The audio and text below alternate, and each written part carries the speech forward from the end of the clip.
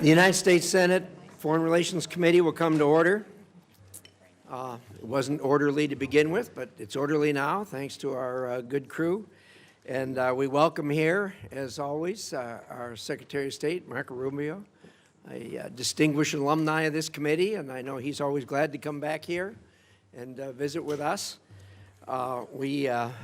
Marco, we haven't had this kind of excitement since you've been here last time. I know you think this is the way it is every time, but it's not. So in any event, we're glad to have you.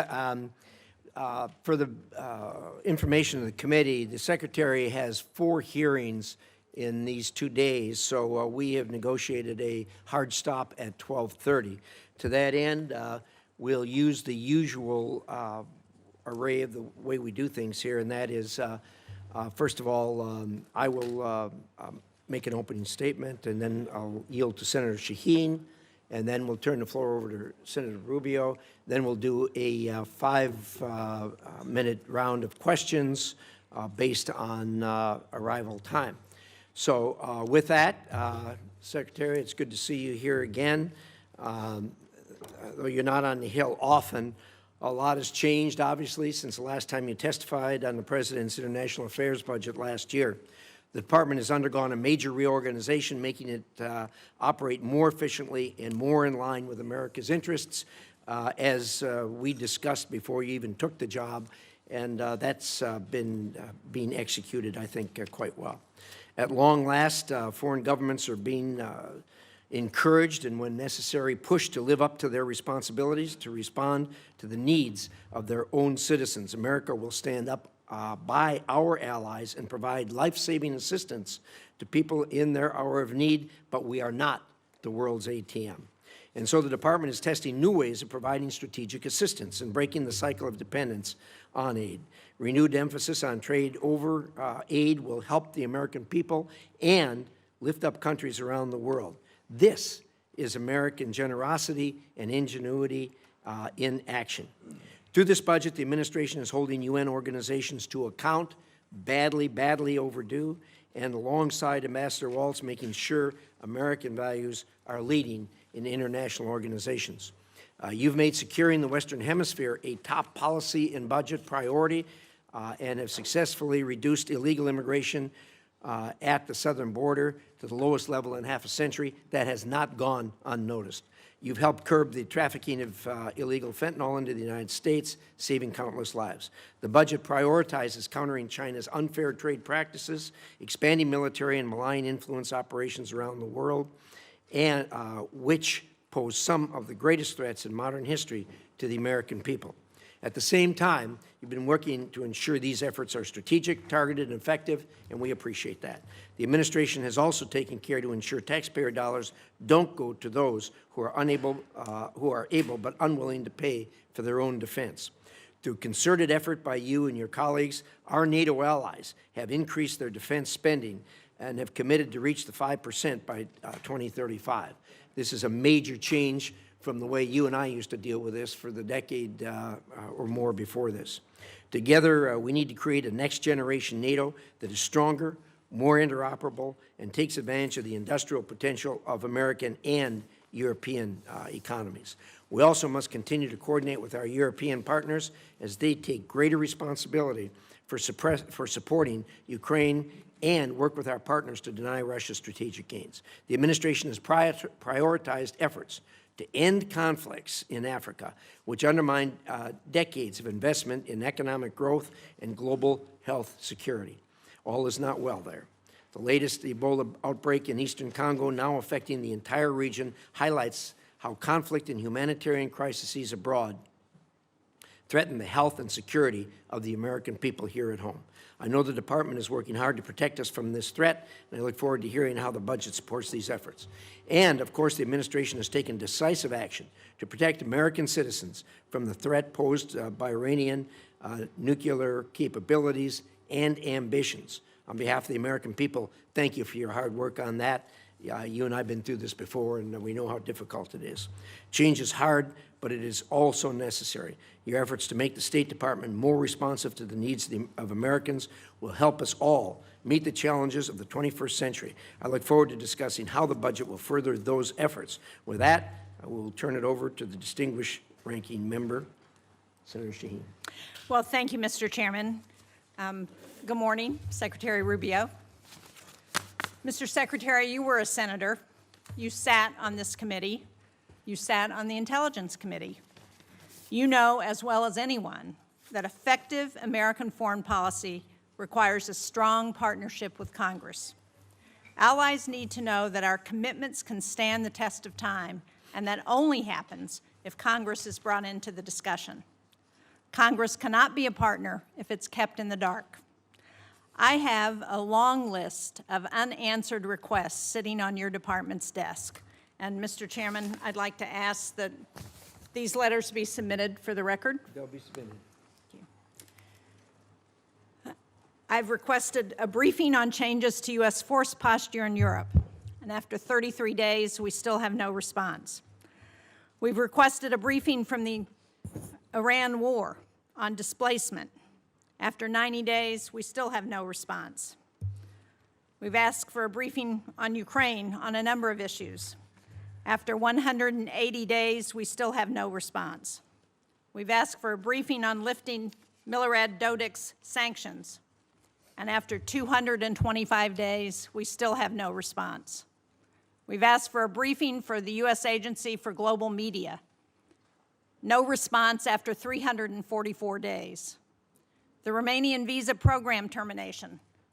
We've followed up 5 times over 435 days, and we've still gotten no response. In January, when you were before this committee, I asked if you would report to this committee once an audit system was in place to track Venezuelan oil revenues. You said, and I quote, "Oh, absolutely, yeah, we are still waiting." And when you do notify Congress, it's to inform us of decisions you have already made.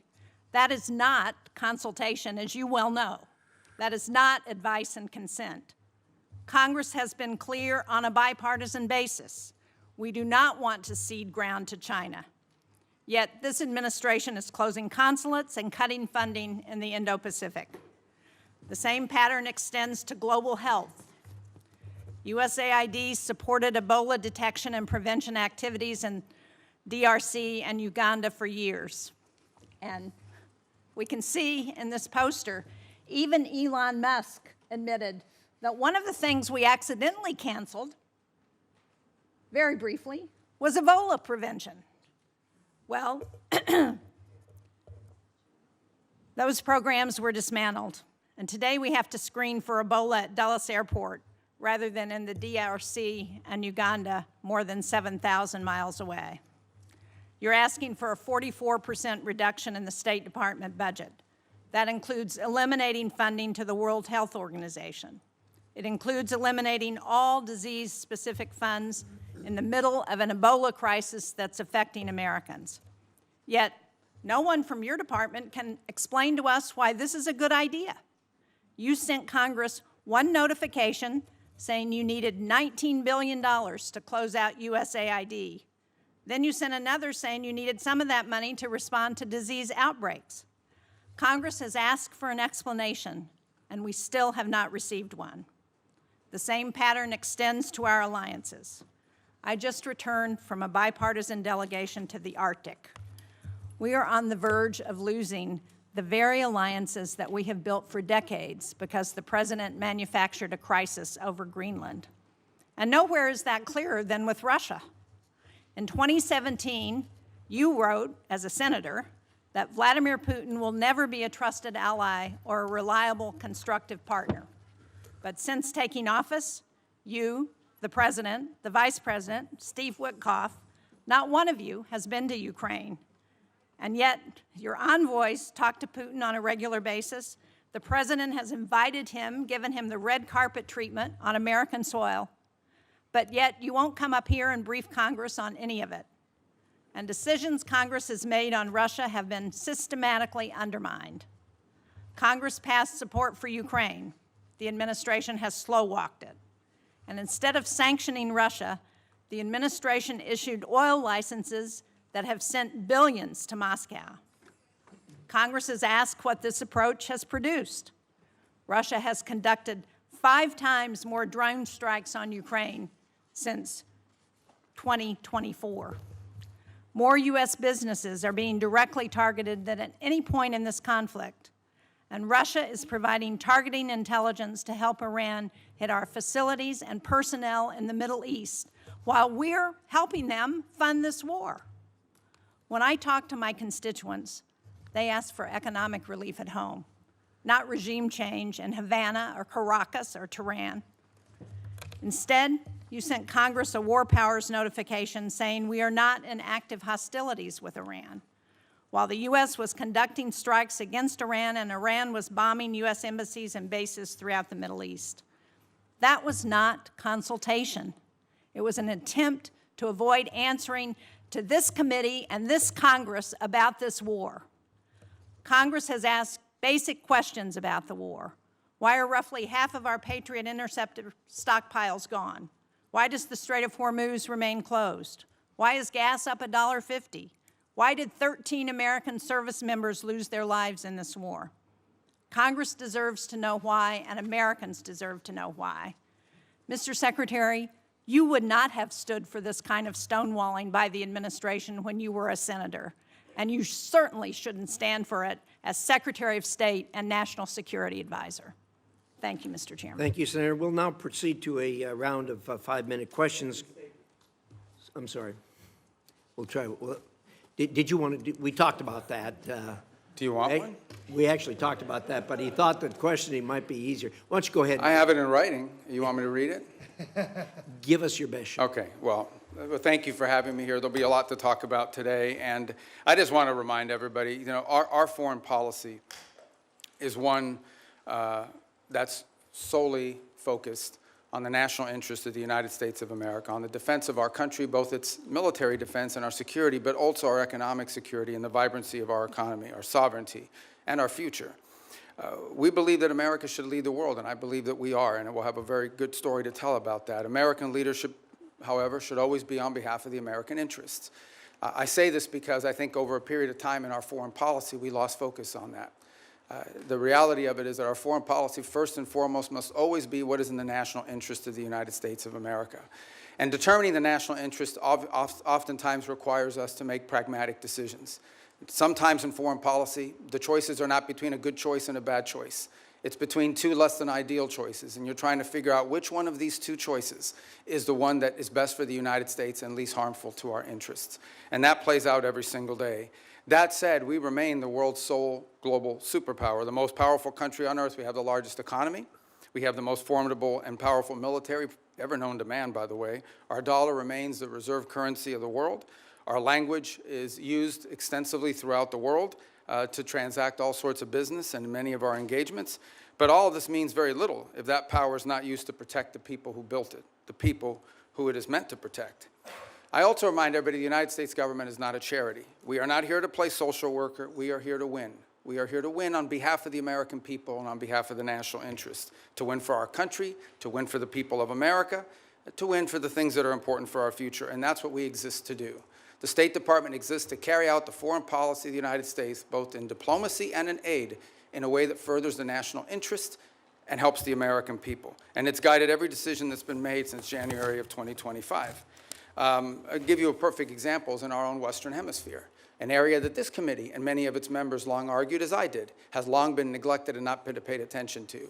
We now have in this hemisphere a coalition of friendly countries, over a dozen, who have aligned to work on not just the issues of security that we all have in common, but also economic prosperity that go hand in hand. It's an amazing story that basically, other than Nicaragua, other than Cuba, obviously other than Venezuela, remains with some challenges, and of course Brazil, although they're in the midst of an election cycle, and to some extent the current government in Colombia as well, at least the president's been problematic. But generally speaking, it is now a region filled with American allies, American-friendly leaders, and an America-friendly direction. Now, obviously, we have to operationalize that into action after 20 years of neglect, in which China and other global powers have intruded in our Western Hemisphere to the detriment not just of American national interest, but to the detriment, in our view, of the people of those countries as well.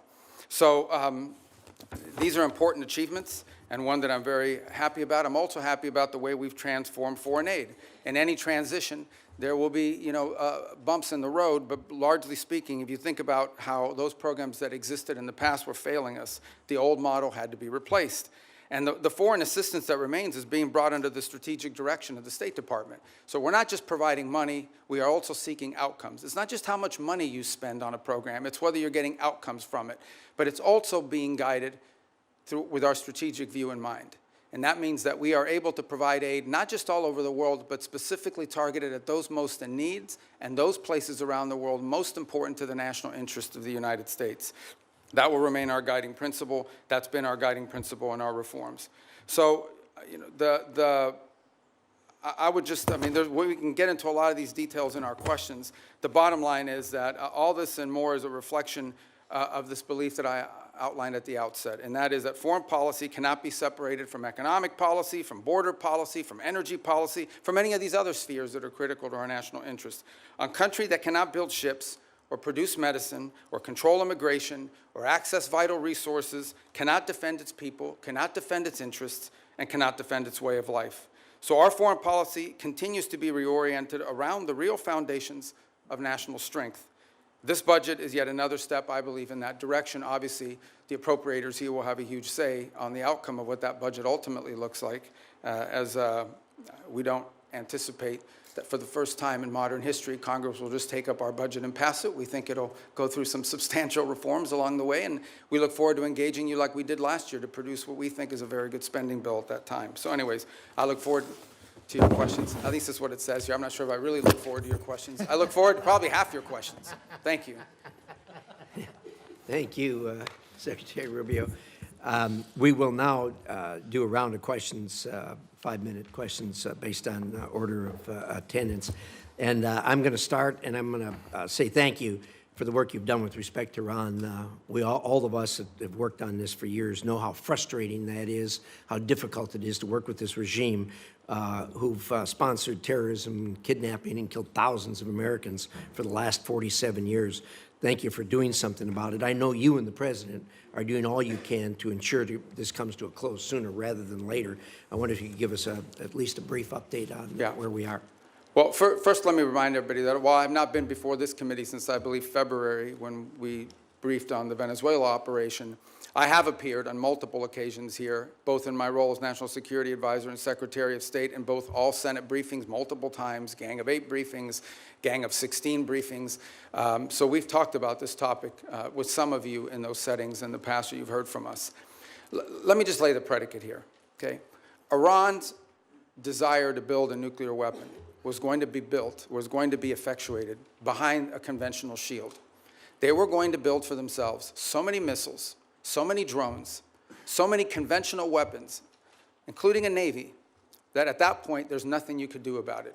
What they tried to do is they were going to try to build a conventional shield and hide behind that conventional shield and basically say to the world, if you come and do anything about our nuclear program, we will overwhelm you with missiles, we will overwhelm you with drones, and we will overwhelm you with our Navy, and you will not win. You will not be able to do anything about it. They were seeking that point of immunity, which is why the President chose to act, to deny them that point of immunity.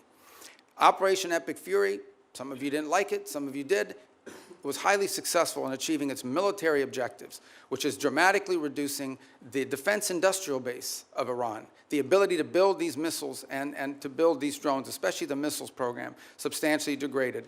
A substantial percentage, and I'll leave the exact numbers to the Department of War because I'm not a general and I'm not here to speak as a military planner, but a substantial degradation in the number of launchers that they have as well. They still have a lot of drones because these are easy to make. We all know it's not an Iran challenge. This is a global challenge, and it's playing out every single day around the world. I mean, Mexican cartels are using UAVs against each other. We should imagine at some point may even use it against our interests.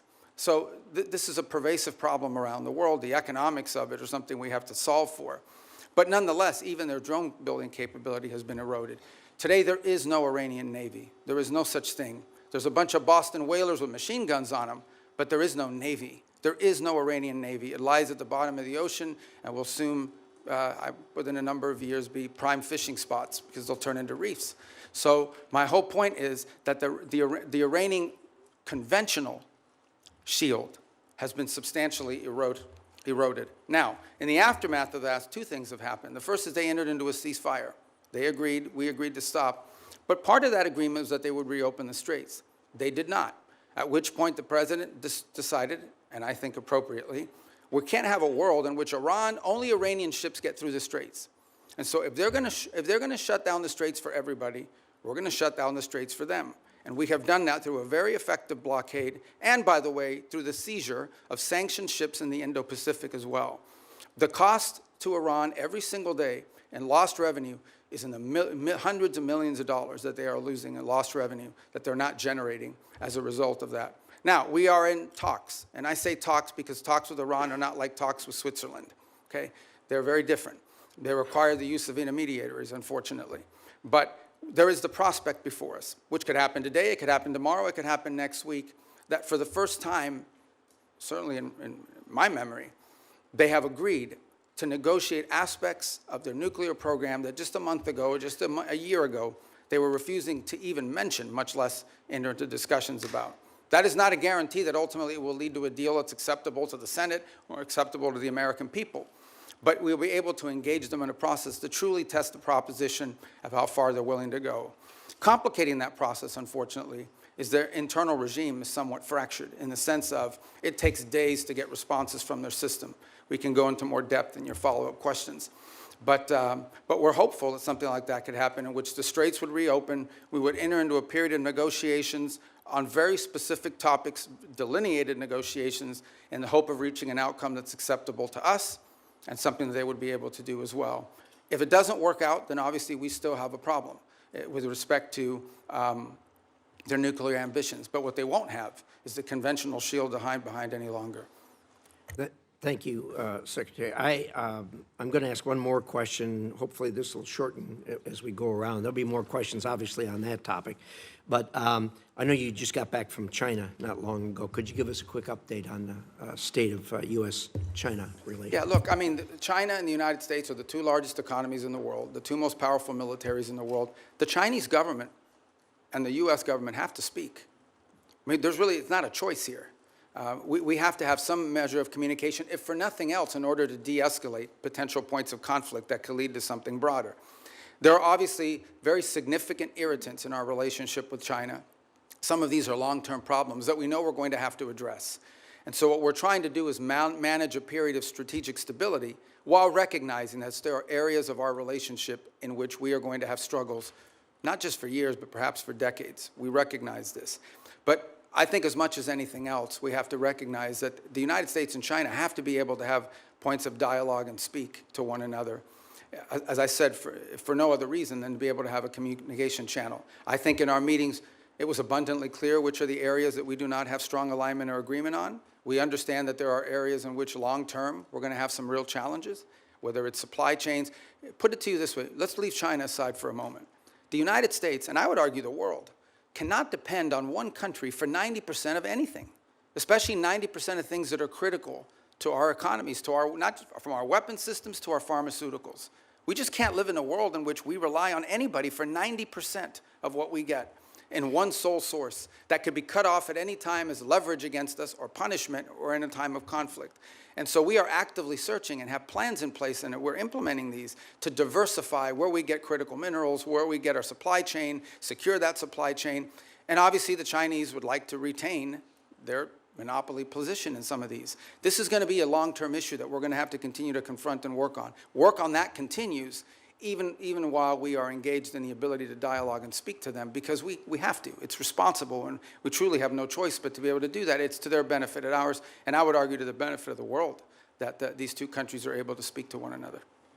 Thank you, Secretary. And I think your comments about the supply chain and the critical minerals and everything else that's in the bottleneck, these are things that are relatively new to us. They've always been there, but COVID underscored that. And then, of course, the Ukraine war brought it out even more. And appreciate your remarks. I think everybody at this dais knows we are, as a nation, looking at that. With that, Senator Shaheen. Thank you, Mr. Chairman.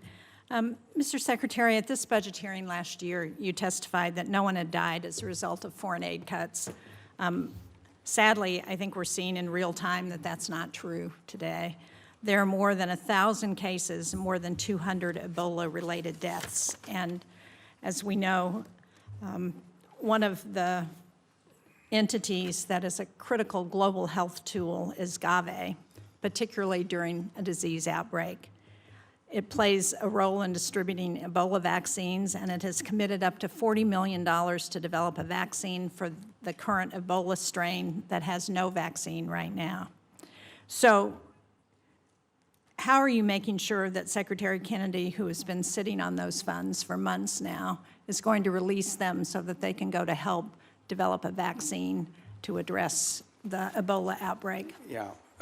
Well, a couple points on Gavi. I would say that the president had asked that we allow Secretary Kennedy to play a leading role on the Gavi decision because of his strongly held views with regards to vaccine safety, and he wanted them to conduct some reforms. I actually talked to Senator Schatz about this last week as well, and so the State Department's going to be re-engaging. I'm not here to tell you we're going to yank this thing and we're not going to listen to his points of view, but the State Department a few weeks ago made the decision that we were going to re-engage on this issue of Gavi, respecting what HHS views on it are as well, and we want to take their input, but we'd like to get this issue resolved in an outcome that's acceptable, both to Congress and also to our goals on global health. So it is an issue. As I said, I wouldn't use the word defer, but we have certainly allowed him to play a leading role in determining what we're going to do next. But right now, we're sort of at a stage where we are going to re-engage. We need to drive this to an outcome. I couldn't agree more, and so do you commit to using the $2 billion that Congress has appropriated for global health to actually help fund global health security? Well, we do fund global health security beyond Gavi, by the way, and we can talk about that. We can talk about the compacts, I think 32 that we've now entered into with countries all over the world. We have a new agreement with the UN as well that they're very happy with.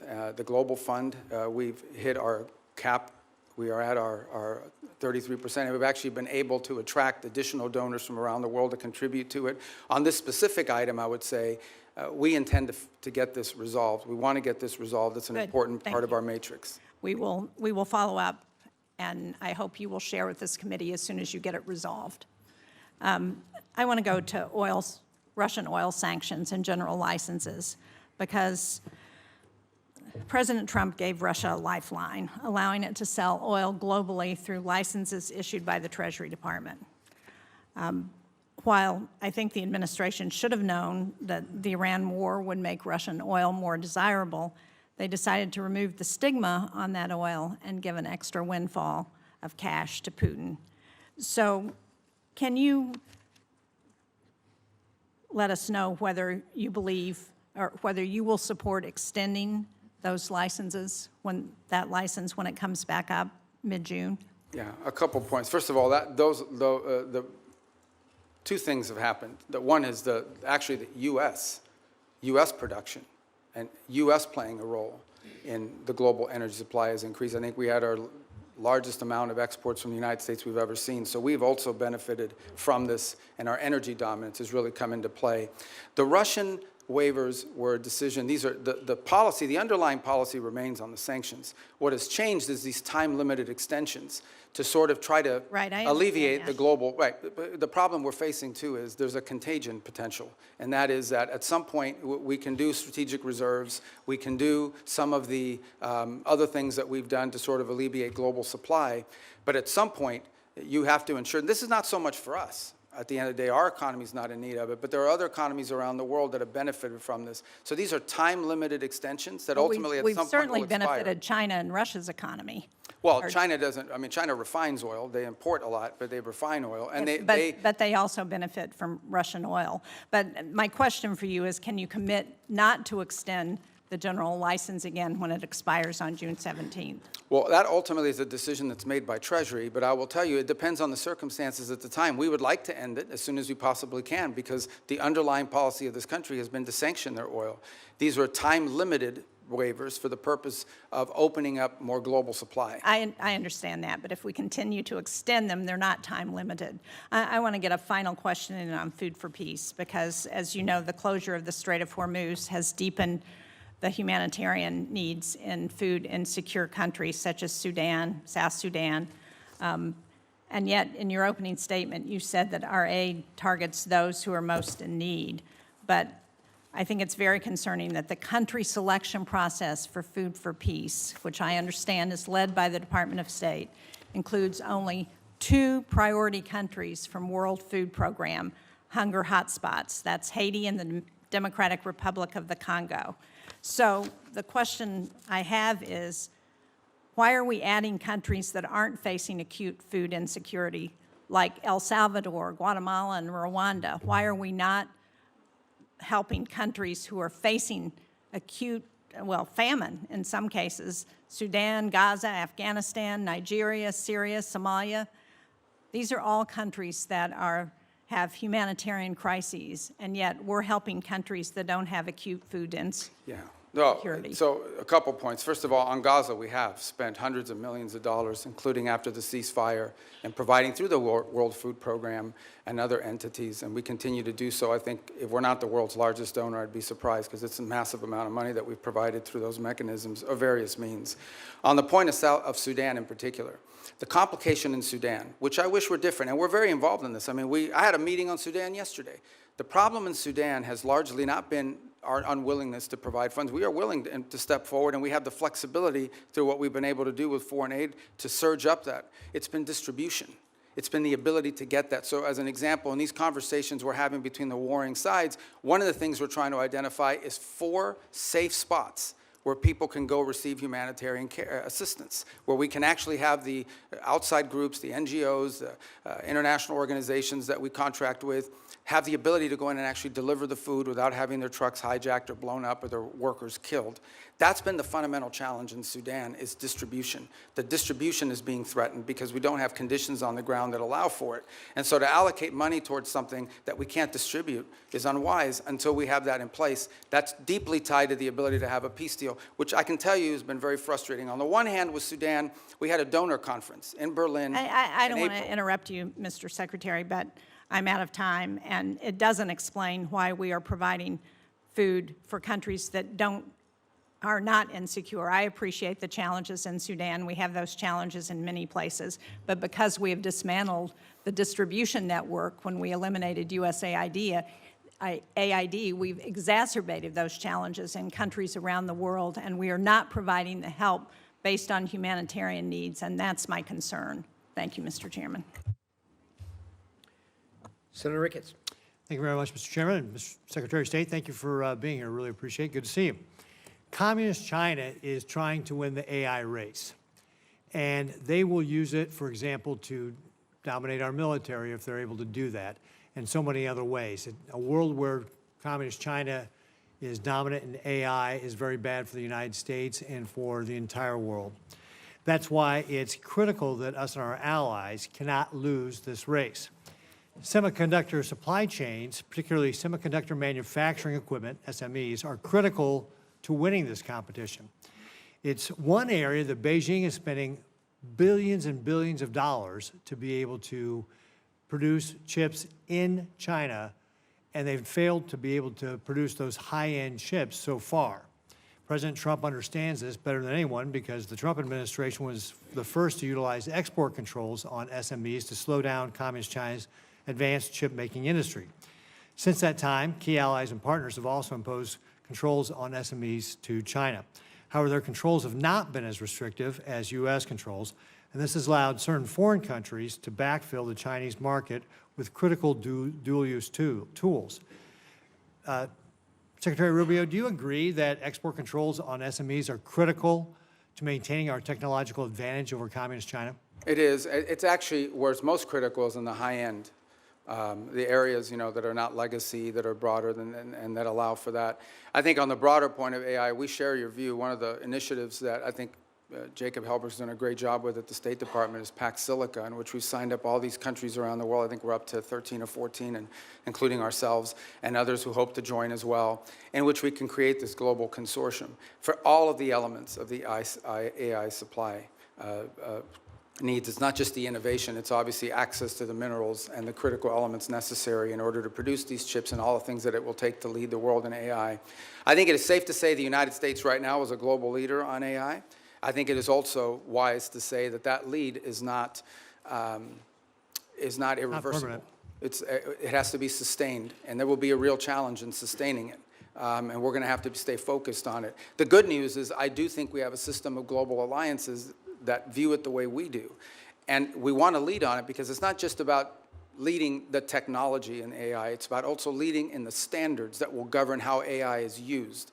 I don't want to monopolize this conversation on this point, but it's one that I think the Senate should think about because I know we're starting to think about it. AI will have very positive impacts on our economy and societies. It will also have some detriments. There will be white-collar jobs in this country that will be impacted. And I think we have to start thinking not simply about the impact that AI will have on those jobs, but the societal pressures that will create, not just in the United States, but in economies all over the world. Much like industrialization and automation did, it will make the worker more efficient and more valuable, but it will eliminate some jobs, and those jobs will have to be replaced with new jobs or new skills. That's not just an economic issue. That is a political issue. That, over time, could destabilize societies all over the world. So we have to start thinking about AI in those terms as well. You mentioned our allies. Shouldn't they have to follow the same sort of standards U.S. companies do when we're limiting the semi-manufacturing equipment that's going to Communist China? And that's our hope, is that we can create people that we can create a coalition of nations that understand the danger in this. And they're running through the same, some are better than others, but they're running through the same problems that we run into. And that is companies ultimately want to sell to the markets, and China's a large market. But I agree, and that's one of the goals behind Pax Silica, is to create unanimity or consensus behind that thinking. Well, Mr. Secretary, that's why I recently introduced the Match Act with Senators Kim, Risch, and Schumer to level the playing field. This bill would provide the State Department with the leverage in ongoing negotiations with our allies to align those controls. And if agreement cannot be reached, it would ensure that foreign companies cannot sell the very choke point technologies that we have restricted. So I hope you'll support that as we move forward on it. One other thing I just want to hit before my time runs out here is that I was the co-sponsor of a bill to create the U.S. Foundation for National Security and Counterterrorism. This is a foundation that would be a public-private partnership. It would help counter traffickers and insurgents operating in ungoverned spaces around the developing world, such as Africa. The State Department, however, has not, for over a year and a half now, launched this foundation, and I'd encourage you to work expeditiously to implement it. I think this is something that, as we're talking about, especially the continent of Africa, can be very helpful to making sure that we're not only helping conserve the environment and helping animals, it's bad for terrorists. Thank you, Mr. Chairman. Thank you. And look at that, I kept it in my time. Good job. Can you do as well, Senator Murphy? I'll do my best. Thank you, Mr. Chairman. Thank you, Mr. Secretary, for being with us today. Despite the differences that existed between Republicans and Democrats prior to this administration on how to approach Iran's nuclear program, the theory was basically the same, that we were going to impose significant harm on the Iranian economy in order to force them to the table to negotiate. What is happening now is fundamentally different. This war and the administration's decision to blockade has now held the entire world economy and the U.S. economy hostage to the ability to negotiate an agreement with Iran. This is why the entire country is seized by the question of when there will be an agreement, because apparently until there is an agreement, the Strait of Hormuz remains closed. There is a cost to the Iranian economy, but now there is a devastating cost to the U.S. economy. It has been indecipherable, the information coming from the administration, especially in the past several weeks, as we get signals that a deal is imminent. The president said yesterday he's bored by the negotiations. He doesn't care whether we get a deal. For a picture. I think it's really important for us to understand what your bottom lines are, what you're asking for in this negotiation, what commitments you need Iran to make in order for you to release the blockade, and we hope for them to release the blockade as well. So give us a little insight into what your bottom lines are, what is going to get the strait reopened, because this is kind of the only question that matters for American consumers right now. And every day we get wildly different signals from the president as to whether he even is engaged in this question as to whether the strait is going to reopen? Yeah, I think your question gets right to the heart of the matter. So I think it's a good question. Let me first bifurcate two things. The only reason there's a blockade, the only reason why there's a U.S. blockade is because Iran has closed they're firing on commercial ships, and they've mined large segments of Hormuz, international waters. And so the blockade is only against Iranian ships. And it's very simple. The notion is if no one's ships are going to get out, then Iran's ships aren't going to get out either. We can't live in a world in which they get to close the straits and tell everybody, pay us a toll or we'll blow you up, but their ships get to go out unfettered. So that's the reason why there's a blockade. There wouldn't have been a blockade if Iran had agreed to do what they said they would do when the ceasefire kicked in, which is they were going to open the straits. So let me just focus on the straits for a moment. Number one, what they're doing is unlawful and illegal. There isn't a country on earth, other than Iran, and maybe Oman that flirted with it, who's in favor of what Iran is doing in the straits. The Chinese are against it. The Russians are against it. Everyone is against it.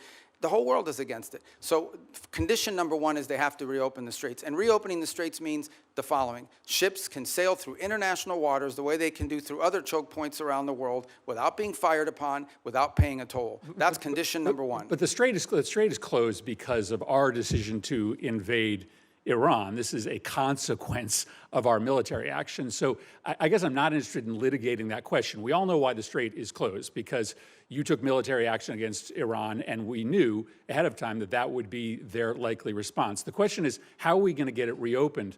Are you going to drive a bargain that is so tough and so hard that the strait remains closed? So how are we going to get it open? The first thing, that is a predicate to anything else happening. The straits have to be reopened. So the way to think about it is this. If Iran wants to be able to move its oil again through the strait, they will have to reopen the straits. If they refuse to do so, then we have other options available to us, but we would prefer to negotiate the opening of this, which means tell us about the negotiations. What do you need from them in order to get the strait reopened? We need the strait reopened tomorrow. Well, what needs to happen is very simple. They need to announce that they will no longer fire on commercial ships that are going through or threaten to fire on ships, because in many cases, ships just won't move. They won't go, not because they got fired on, but because of the risk of being fired upon. And so they have to announce very clearly, the straits are now open. We're not charging a toll. We will help remove the mines that they put in there, and they will not fire on ships. But the president says they also need to make commitments on their nuclear program. That's what I'm asking. Oh, I see what you're saying. What commitments do they need to make in order for the strait to be reopened? Well, the second thing they have to agree to as part of this is, so in addition to the straits, that's the predicate that opens the door to phase two. Phase two is they have to commit to very specific negotiations on highly enriched, the disposition of the highly enriched uranium that still is buried deep in a mountain somewhere. They have to agree on negotiating severe and long-term limitations and or cancellation of enrichment activity in their country. In the second phase of negotiations. Well, obviously, these are highly technical matters, so I don't think you could work those out in 5 days. That would require a team of experts to meet over a 30, 60, 90-day period and work out the details. But they have to commit to their willingness to do that. For example, they have to commit to say, we will dispose of the enriched uranium, and the question now is, what are the mechanisms by which we do so? That can be negotiated. Final question. In order to get to that second phase, are you willing to release sanctions or release frozen money that the United States is withholding from Iran? Right now, everything that's been discussed with them is that any sanctions relief, now remember, sanctions come, there's international sanctions, there's congressional sanctions, there's executive sanctions, so some we can release and some we cannot.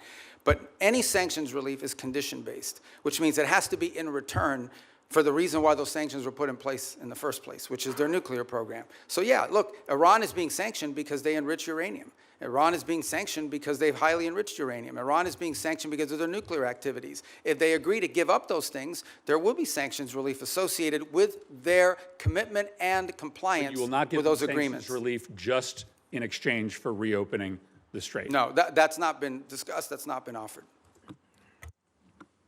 Senator Headquartered. Thank you, Mr. Chairman. And Secretary Rubio, it's good to see you here. I want to commend you and the administration for actually implementing a foreign policy that advances America's interests. Thank you. If we could, I'd like to start with the Philippines, an area that we know very well. It's a geographic center of the Indo-Pacific region.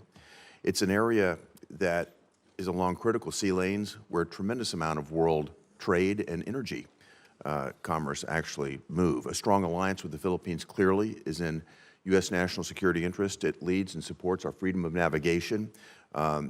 It also helps us deliver regional stability along the South China Sea, a very critical area, particularly in the face of a very aggressive posture that the Chinese have adopted. I want to recognize my colleague, Senator Kane, who's worked with me to put in place the Philippines Enhanced Resilience Act. That's $500 million of FMF grants. It's $1 billion of loan and loan guarantees per year to strengthen the Philippines and the United States alliance to make us more interoperable and more capable. Mr. Secretary, I'd just like to get your comments, your vision on the role of the Philippines in the United States alliance. It's actually, I spoke to President Marcos on Sunday, and have had multiple engagements with them at a personal level. We've had visits. A couple good points here. The first is we've actually entered into agreement with them in which I believe it's an old U.S. military facility inside the Philippines that will now serve as sort of I think it's a 4,000 acre. I'm very familiar with the area. Yeah, you know it. And that we'll be able to do a lot of our activities together with regards to our joint interests in developing on AI and high tech and diversifying and helping diversify their economy. The second is to continue with our defense commitments that we've made to them and the ability to interoperate joint exercises, which we've done now multiple times over the last year. Obviously, we're very concerned with Scarborough. We've seen in recent days, and we've demarched and made a very clear note. This issue came up during the first meeting with the Chinese. It's come up in every engagement I've had with the Chinese, and it's come up again now very recently through diplomatic channels, and that is we're very concerned about recent activity once again near Scarborough and the buildup of infrastructure that appears to be exerting, territorial claims that we have long argued are not valid. This is one of those irritants in the long term that I think we'll continue to have to manage. But I view the Philippines as a critical partner, and I think over the last, I would say, couple of years, our relationship with them, particularly under their new administration, has dramatically improved our ability to work with the Philippines jointly on a number of topics of interest. Well, I want to commend you. The 4,000-acre Luzon corridor is anchored by the Subic Bay project, which, when I was ambassador to Japan, worked very hard to get that back for America, and I see that as a tremendous opportunity for us to deepen our economic ties. And of course, that has, as you mentioned earlier, tremendous national security. Yeah, can I just add one point? There is, some desire during their chairmanship this year of ASEAN to reach a sort of code of conduct understanding in the Indo-Pacific. And while I understand that desire, I just want you to know, and perhaps many of you can help us in making this point, a bad code of conduct agreement is worse than no code of conduct agreement at all. And I think that's very important because they are under withering constant pressure in the region to agree to a code of conduct in the region that I think would be detrimental, would set a precedent that I think is very dangerous in the law. So we'd love to see one, but it has to be a good one. We don't think that's possible under current conditions, and a bad one is worse than none at all. Your point's very well taken. Look forward to working with your team, Mr. Secretary, to advance that. Can I turn to another issue of concern, and again, it's joint concern. Senator Kane and I both worked on this, and that is the actions that have been taken by countries that have been perceived as our allies against U.S. business interests and against U.S. investments in their country. Particularly, I'd like to point to the example of Vulcan Materials. That's a situation where a U.S. company put billions of dollars of investment into the Yucatan Peninsula, both in port facilities and in quarrying operations, only to be confiscated by the Mexican government. Then the Mexican government came back in arrears, by the way, retroactively tried to justify this taking as some sort of environmental move. Sadly, we had to fight pretty hard, the previous administration, to not allow this to happen. And I think it's going to take more bipartisan effort, certainly you'll have it from here in Congress, to push back on any government's effort to try to confiscate American corporate property. What that will do is have the effect of minimizing or basically reducing the incentive or de-incentivizing our foreign investment in other countries, which again I think hurts the mission that you're on. I'd love to get your perspective on how the State Department will stand up for American investments overseas. We do every day, and in fact, one of the great benefits of our reorganization is that it has empowered the regional bureaus.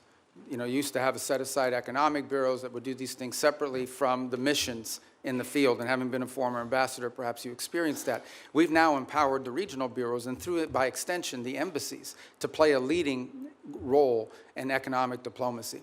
And so I would argue that virtually every engagement I have with a foreign leader involves some economic component to it. Right. And I would say if you talk to our chargés and our ambassadors around the world, I would say more than 50% of their engagements now have to do with economic matters, and they involve one of two things. Either A, finding creative opportunities. In essence, the host country will say to them, we have these areas, these industries of investment, and the embassies will take an active role working with the Bureau to identify American companies who could potentially go down there and see if there's an opportunity for them. And the second is what you just pointed to, and that is protecting existing American investments. Because the point we make with everyone we interact with is you can't ask for American investment into your countries when you have a history of expropriating, of takings, and in some cases, it's a local official that's trying to extort an American business and say, hey, I'm the sheriff or I'm the local police officer. If you don't pay us, your workers won't show up to work tomorrow. We have problems like that as well around the world that involve the local level, and it's become a leading part of our diplomacy.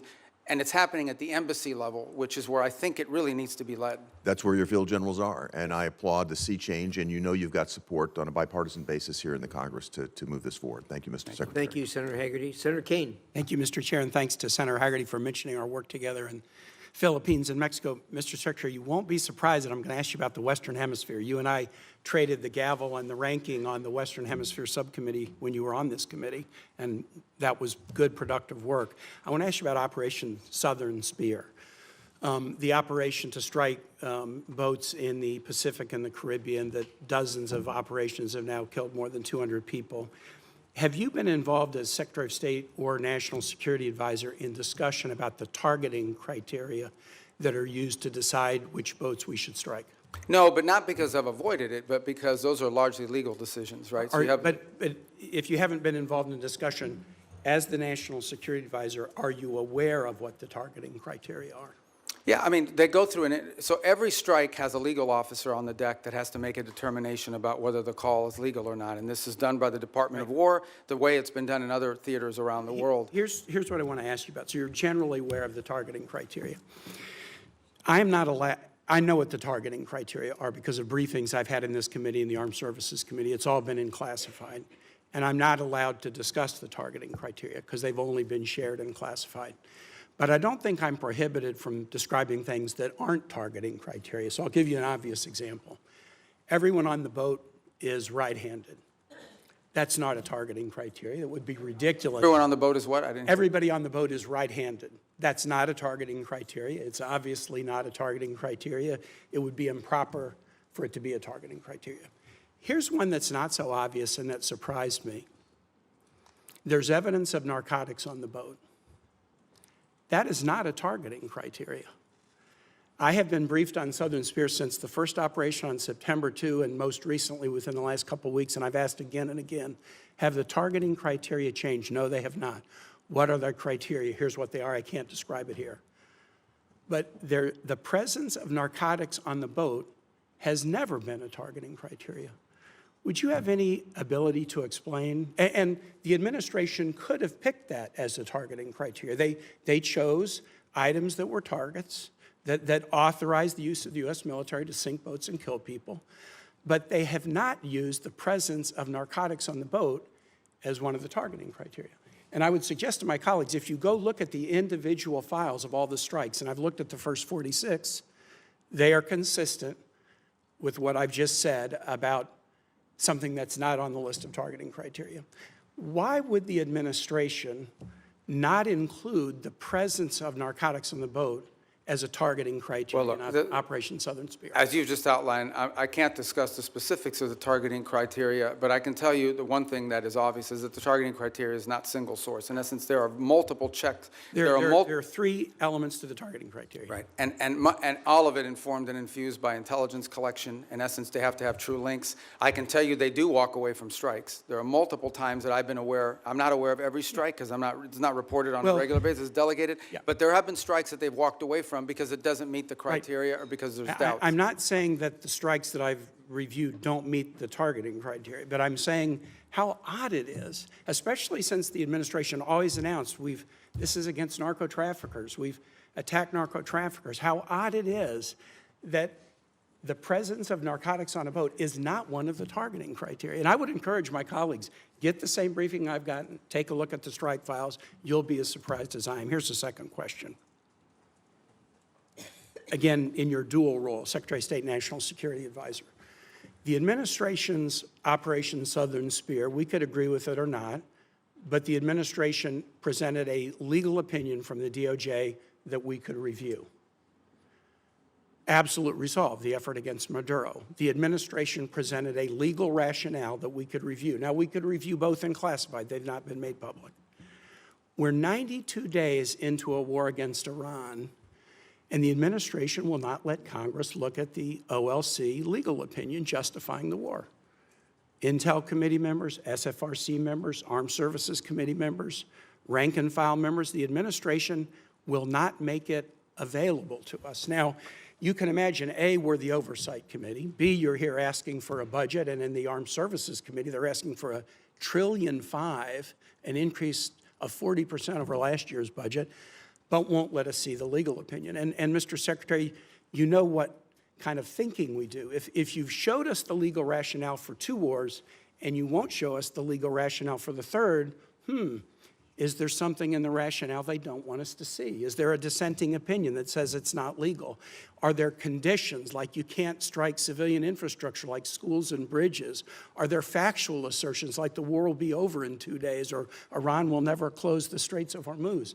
By not sharing the legal opinion with the Article I Oversight Branch, you give us the opinion that there's something in there you don't want us to see. Could you use your influence as the President's Chief National Security Advisor, Secretary of State, NSA, to get the administration to share the Iran war legal opinion with Congress? Well, look, first of all, obviously the Department of State does not develop the legal opinion. That's the Office of Legal Counsel. You're the Chief National So I think what you're asking is why haven't the Office of Legal Counsel provided it? They don't work for the National Security I'm Council. actually They don't work for asking, me. will you use your influence as Well, I will President's certainly Chief inquire as to National why. Security Here's what I'll do. Advisor? I can certainly inquire as to why it has not been available. I don't think there's a reason why. I am not aware that. In fact, my understanding is they have provided documentation to the committee and Not the opinion. as part of the war. Not the opinion. Well, that's different. And you wouldn't accept that. All right, well, let if me you were take sitting that on back this and ask side the of Office of dais. Legal Counsel. But it's certainly, they provided the legal rationale for the strike. You're asking for the actual written opinion the way it was Which in the they other. provided us All in right, I Southern understand. Spear and Absolute Resolve. I'll Thanks, take Mr. that Chair. back. Thank you. Senator Lee. Thank you, Mr. Chairman. Thanks, Secretary Rubio, for being. You look like rickets. I apologize. This threw me off a second. Well, look, bald is beautiful, and we new caucus. can't help that. But thanks for all of your efforts. You are a very effective spokesperson for not only President Trump and the administration, but for the United States, and I'm grateful for that. Was wondering at the outset if you could talk to us a little bit about the fractured Iranian regime and how that might be making negotiations more difficult. One of the things I've wondered, for example, are whether the diplomatic Iranian channels are sort of crosswise, at odds with, or working hand in glove with the IRGC, which is itself causing a lot of these ceasefire violations, or is it all sort of coordinated chaos to try to undermine and tip the scales in favor of Iran in the negotiations? Yeah, that's a great question. Let me try to give this answer to you in a way that's not boring or wonky, because it's been a shift. Obviously, the original Supreme Leader, the one that was there, is no longer with us. His son takes over. Nobody hears from him for a month.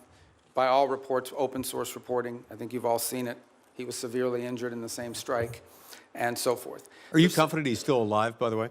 Yeah, I think there's indications that, in fact, we've not heard from him publicly. We haven't seen him publicly, and I would imagine, given what's happened to multiple leaders in that system, being very public is probably not something that's recommended for them internally. But that said, I think there are indications out there that he is increasingly engaging at some level, although all of his communications have been in writing and through intermediaries. So the way to think about it is the following. You have the Supreme Leader, and understand that at the end of the day, the Supreme Leader in their system there really is no analogy to it in our system or anybody else's system. It is a theological office. It was the head of the Islamic Republic in the sense of the ultimate decision maker, and every major decision has to be run by them. They are advised by a council. It's not clear if it's 6 people or 8 people, but there is a council made up of both IRGC and other elements of the regime that surround that supreme leader. And ultimately, that council has to sign off on anything. And then there are the people you see on TV, like Arachi, who's out there every single day, and Golubov, who's the speaker of the Majils, who's been playing a pretty prominent role. And they are the ones that they have sent to negotiations and so forth. It is our view of the system, as we understand it, and as it's been expressed to us both by the intermediaries and by Iran directly, that what Arachi and Golubov bring or take from us, they then have to run back to this council and ultimately get guidance from them. And that process oftentimes takes 3 to 5 days to get a response. Now, some of it is logistical. They're operating probably using couriers and things of this nature. Part of it is internal fissures on exactly what they should agree to or not agree to. I think the second point that needs to be driven in this regard is that there is evidence that there are communications issues within the regime as well. So, for example, it's pretty clear that at the outset of hostilities in the conflict, they had delegated decision-making to field commanders. And so oftentimes field commanders had delegated authority to act on a, let's say, a pre-operational planning that had already put in place. And so unlike our system, where perhaps you know that the president or the secretary of war is directly making orders and decisions, or the chairman of the Joint Chiefs, in their system, a lot of decision-making at the tactical level, like which ships to hit and so forth, are being made at the commander level. So that's Why, from the outset, it can look like fire-ready aim, but it's part of the design of the system, perhaps? Well, I think it was a design of the system in the sense of regime survival and the ability to operate in case there was decapitation strikes or people are removed. But let's go back to the essence of the negotiations. What's complicated them is you ultimately are negotiating with people who then have to negotiate within their own system to see what they're allowed to give and what they're allowed to agree to. What is abundantly clear is that Iran is facing severe internal economic. All the problems Iran had before this conflict not only are still there, but they're worse. All the things that led to the protests, all of these are worse than they were before. And I think there's definitely elements within that regime that understand it. And then there are other elements of it that are more immune to it and perhaps more resistant to making agreements. And so what we are working through is in many cases, is delays in getting the responses to people. And this is why you see reporting about there might be a deal in the next few days, because internally it takes time to get responses from them, sometimes upward to 5 or 6 days. Undoubtedly, they're using that to their advantage, sort of like the car dealer where the salesman has to go talk to his manager and make you wait and think about it for a while. Even more complicated than that. Even more complicated than that. One more question.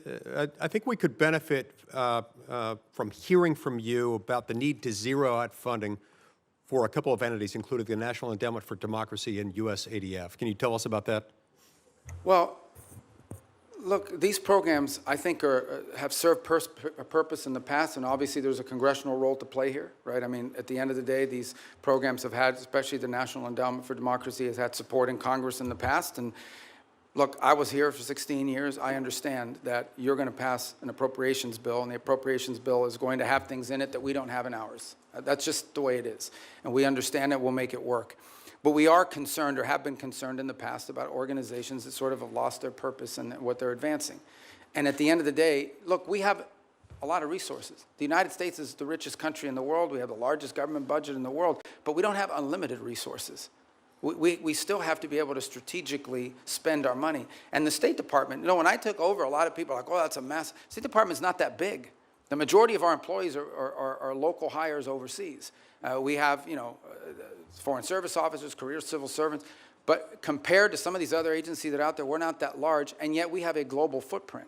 We're really, other than the department, I would say beyond the Department of War, we're the only ones that are present almost everywhere on the planet. So we have limited resources, and we have to be able to allocate those resources in ways that are driven by the core mission of advancing our national security. And oftentimes that will mean that things we have paid for in the past, we can't continue to fund. Because there are other things. It might be good, but there might be something else that's more important and even better. Other cases, we may still spend money on a purpose, but we want to be driven not just by, we don't want to be judged just by how much money we're spending on something. We also want outcomes for it. We want to show outcomes. That's been the goal behind these MOUs, these compacts with the 32 countries that we've entered into in a week plan, is we're not just trying to solve the disease problem this year. We're trying to build the local capacity so that 5 years from now, they won't need aid anymore because their local systems can handle it. I'm saying 5 years, some countries may take 10 years. But nonetheless, that's the goal, and it's been very well received. Thank you. Thank you, Senator Lee. Senator Merkley. Thank you, Mr. Chairman and Mr. Secretary. Good to see you. As Senator Shaheen noted, you've expressed that no one died as a result of the sudden shutdown of AID. And I did ask you last time you were here about that, and I won't repeat all that, but I want to note that the folks who study this at the schools of public health, the Harvard Chen School, the Boston University School of Public Health, estimate that over 500,000 children have died from that sudden shutdown. I want to kind of put a note on that. If you were to walk across this country, you'd see one dead child equivalent every roughly 30 feet. That's the level of carnage. I know you disagree with that, but many experts who are in this field, that is their estimate. And I hope you'll ponder that as we strive to rebuild our programs related to malaria, tuberculosis, AIDS, HIV, nutrition, and certainly infectious diseases like Ebola. I wanted to turn, though, to Taiwan. It's an area that you and I worked on quite a bit together when you were here, including the Taiwan Relations Reinforcement Act and the Transnational Repression Policy Act, and the Hong Kong Economic and Trade Offs Certification Act. And I'm very concerned about the President's comments on his recent trip. He noted that arms sales to Taiwan are a, quote, very good negotiating chip. And when he was asked about how much he talked about arms sales with China, he said, we discussed arms sales, quote, in great detail. The 6 assurances included that arms sales to Taiwan would never be a negotiating chip.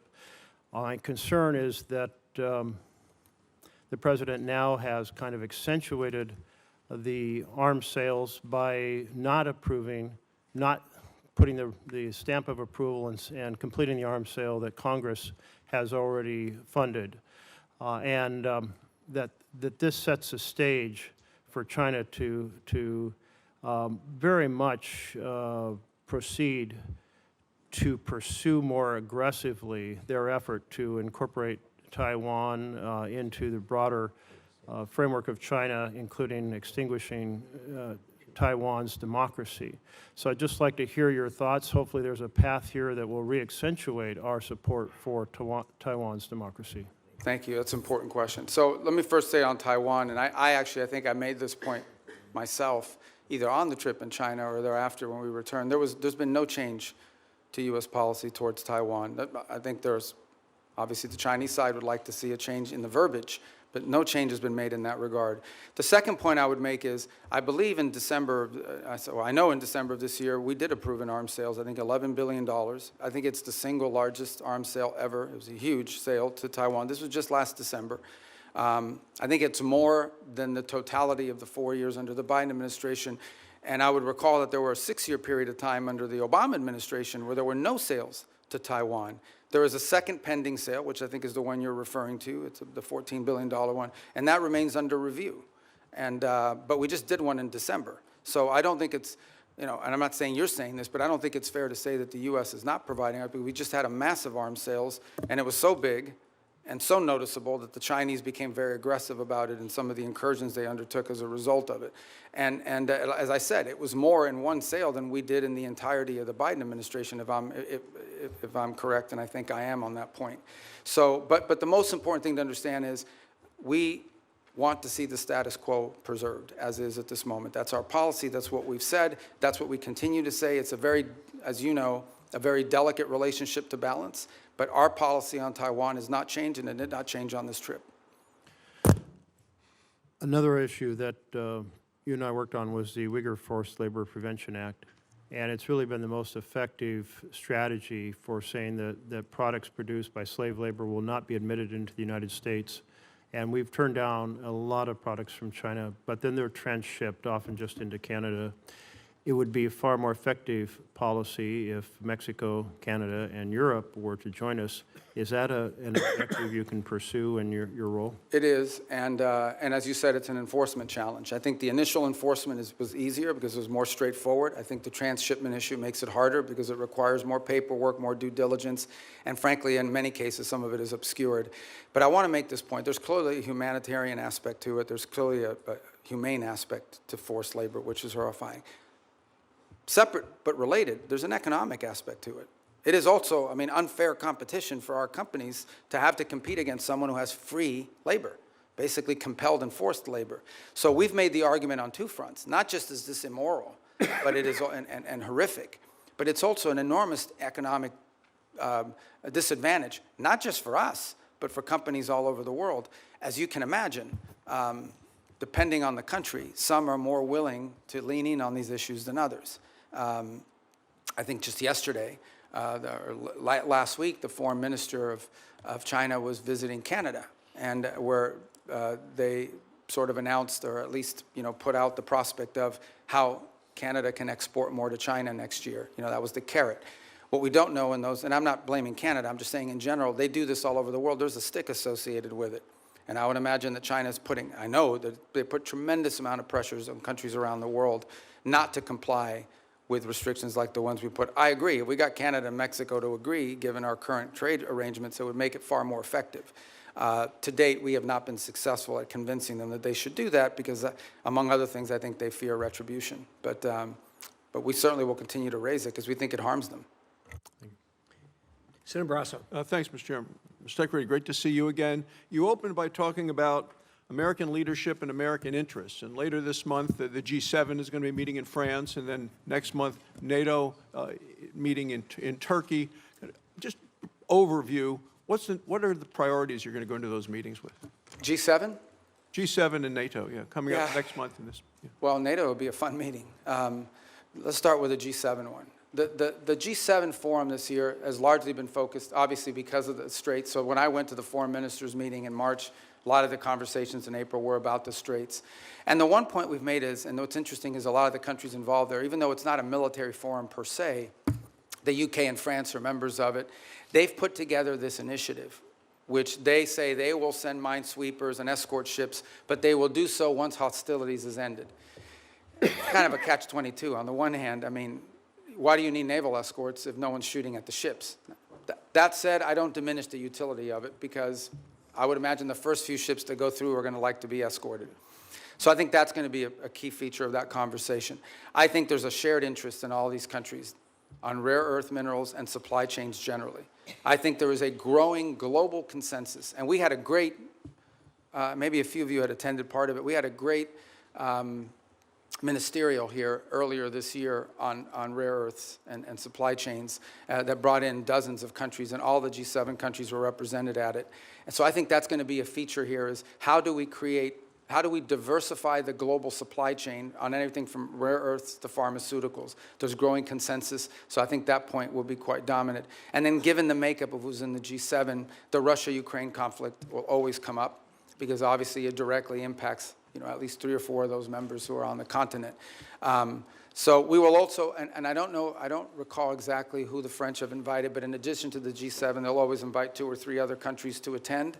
I believe Ukraine has been invited, if I'm not mistaken. There's usually a couple other countries that they'll invite that are not members of G7. But I think those issues will dominate depending on where we are with the Straits, and then clearly the critical minerals and supply chains has been a key focus of G7 actions. The last point is, I think there's been an interest and I think Canada deserves credit for this.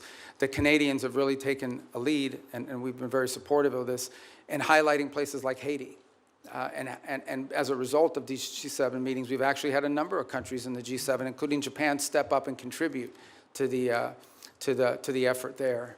And the reason I mentioned NATO, there's an article in The Hill, and Mr. Chairman, I ask unanimous consent that we put this in the record. It says Sweden is now America's most valuable tech ally. You're talking about working together with other countries. It goes on to say, this was just last week, Sweden joined NATO. They've now signed the bilateral defense cooperation agreement. They said in March, Sweden became the first European Union member state to sign the Pax Silica Declaration, Washington's flagship initiative to secure global AI and semiconductor supply chains, and now the technology prosperity deal. I want to know how you've accomplished so much, and is this a model for U.S. relationships going forward with NATO? Yeah, the interesting thing about Sweden is because they, and Finland to the equal extent, is because they were not members of NATO for many, many years, they had a self-sufficiency in their defenses. And so now that they've joined, they've actually added to the equation. I'm not here to beat up on any specific country, but generally speaking, the countries you added to NATO were countries that needed from NATO. Sweden and Finland have actually contributed because they brought their own defense industry, their own advanced technologies. So they've been a great partner. They've been an extraordinary partner. We were just there because we had the NATO foreign ministers meeting in Sweden, and it was phenomenal. And I think that Sweden is a great ally and a country that we're continuing to find a lot of synergy and cooperation with, especially on the field of technology, but also on defense. I mean, they have their own defense industrial base, which is an impressive defense industrial base. I wish every country in NATO had what they have, but I understand why Sweden has it. In a number of travels that a number of members have done in bipartisan ways, we found out as we go around Europe that most countries will say they've been too dependent on the United States for military, too dependent on Russia for energy, and too dependent on China for materials. This administration has really made these nations step up to do what they need to do in terms of putting the money forward in defense. So I want to know what the next concrete steps we can do in terms of making some of the pledges of moving from 2% to 5%, making sure that they deploy the military capabilities. Yeah, well, I mean, look, some countries are on track to do that, others are not. Let me just speak about it in general terms. There's a real challenge. On the one hand, they've made these pledges that they're going to increase their defense spending and their defense capability. It actually has to be on defense. That's the first thing. You can't say that pensions for former soldiers and sailors is part of your 5% or your 3.5. I mean, that can't happen. But the bigger challenge that much of Europe faces, many countries in NATO faces, their economies are not growing, and in order to spend more money on defense, they're going to either have to raise taxes or cut social programs. And part of the reality of NATO, whether we like to hear it or not, is that many of the countries in Europe were able to build these very robust social safety nets because they didn't have to spend it on defense because NATO and the United States were providing it for it. So they're going to have to deal with that reality. The second point is, and this is not an anti-NATO statement, but it is the reality. The United States has global obligations. At the same time as I'm in NATO, I have to speak to the Indo-Pacific countries who are also worried about what's our force posture they're going to be. We obviously are involved in the Middle East. We have counterterrorism issues with regards to Africa. We have growing mill-to-mill cooperation in our own Western Hemisphere, especially taking on these transnational terrorist organizations and the like. So we don't have like unlimited military resources, even though we have a very large budget. They're not unlimited. And so we have to be able to allocate our resources and our personnel in ways that make sense, and it has to come at the expense of something. And so I think that's the reality that we have shared with our NATO partners from the very beginning of this administration and have been consulting every step along the way. But these countries will have to step up. They, at a minimum, have to be able to conventionally defend their own sovereign national territory for the most part. Thank you, Mr. Chairman. Senator Van Hollen, you're next. Chairman, and welcome, Mr. Secretary. This is your first public hearing since President Trump and Israeli Prime Minister Netanyahu launched an illegal war against Iran. Netanyahu said he's been waiting 40 years to do this. Turns out he finally found a president who was both stupid and reckless enough to join him. The war has killed 14 American service members, wounded hundreds more, and killed thousands of civilians. It's driving up the price of gas, food, and much more. Trump obviously doesn't care. He called high gas prices peanuts and said, "I don't think about Americans' financial situation." That's from the President of the United States. And all for what? The President told us 91 days ago that we had, quote, won the war in Iran. Last year, he told the country, Iran's key enrichment facilities have been completely and totally obliterated. Was that false? Let's face it, Mr. Secretary, the Trump foreign policy has become a dumpster fire. This is the same president who's more interested in flattering Vladimir Putin than in protecting Ukrainian sovereignty. The president who lifted restrictions on the transfer of sophisticated U.S. chips to China, but came back from his trip there with nothing but ballroom envy. He tweeted about that the other day. This is the president who brought on Elon Musk to take a chainsaw to AID, which has enabled the current Ebola outbreak in the DRC. We've also witnessed corrupt crypto deals with the UAE royal family that have enriched the Trump family at the expense of our national security. We've seen an administration engage in extrajudicial killings in the Caribbean, hijack Venezuelan oil, threaten to invade Greenland, and weaken the NATO alliance. Here at home, a Reagan-appointed judge said that you and former Secretary Noem abused your powers when you locked up and still seek to deport students for protesting the destruction of Gaza. The Reagan-appointed judge said you did that, quote, primarily on account of their First Amendment-protected political speech. Speaking of Gaza, the so-called Board of Peace seems to have run around. Meanwhile, while Senator Rubio once proclaimed that the U.S. must, quote, work to ensure that refugees who flee war, torture, and persecution are provided safe environments to live and thrive in, now as Secretary of State in this administration, you have capped refugees at a record low of 17,500, and white South Africans, Afrikaners, have comprised roughly 99% of those slots, Mr. Secretary, a race-based refugee system. At the same time, the President's preventing Cuban political refugees from entering the United States, even as you've imposed a near-oil blockade on that repressive regime. The stated goal is to change the government there, but the only real change is humanitarian crisis inflicted on millions of people, not members of the regime.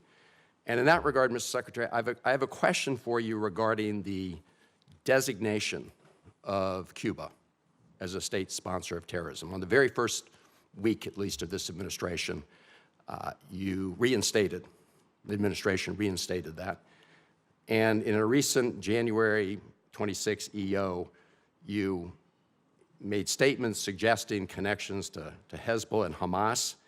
The previous administration did a thorough review with the intelligence community and concluded that there was no evidence that Cuba was engaged in ongoing state sponsor of terrorism. Did you find new evidence to support that conclusion?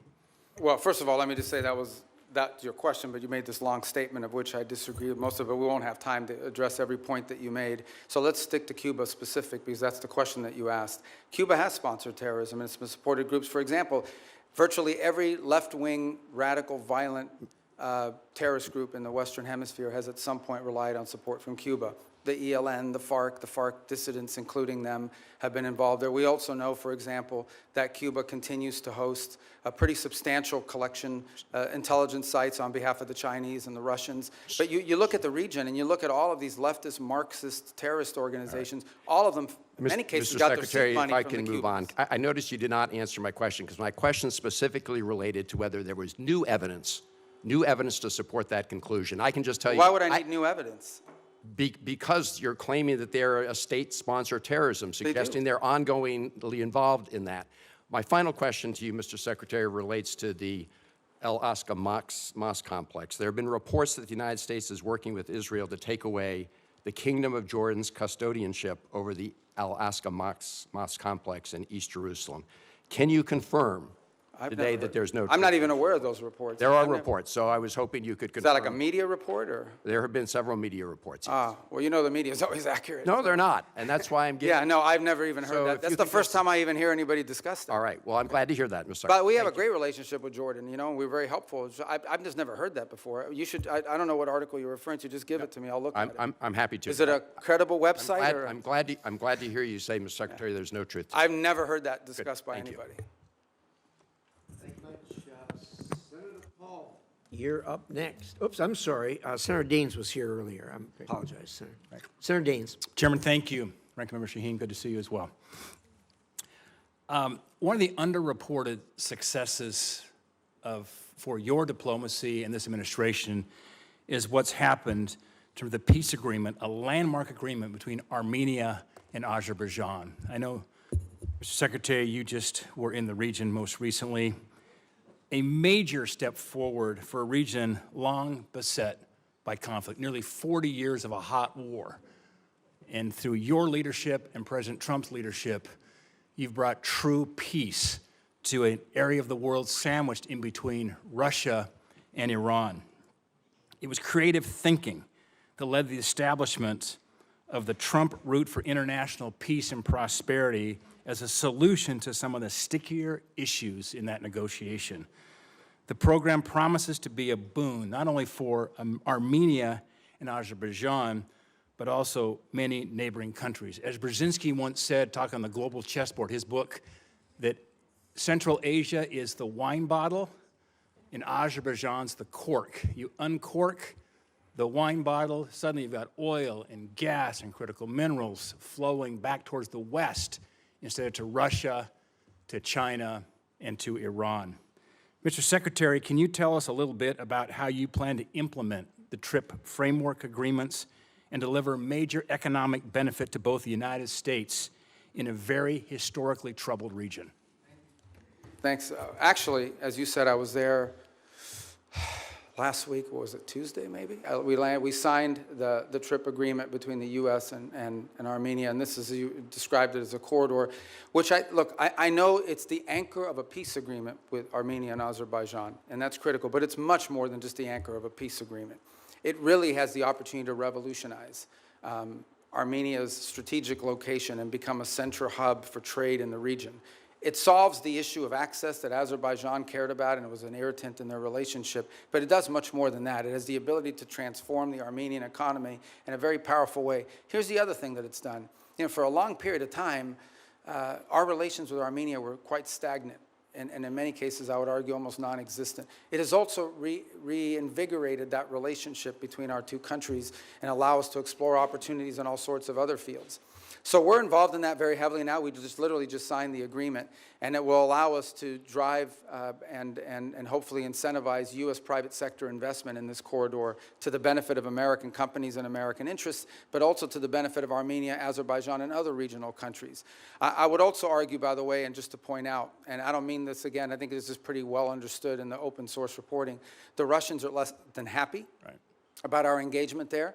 I think there's evidence that they would like the current president to lose his election as a result of this growing relationship with the United States. To be clear, we're not there to infringe on Armenian sovereignty. We're not asking them not to be friends with other countries. We just want to be able to have a relationship with them that's built not just on peace. Peace is important, but that's just the beginning.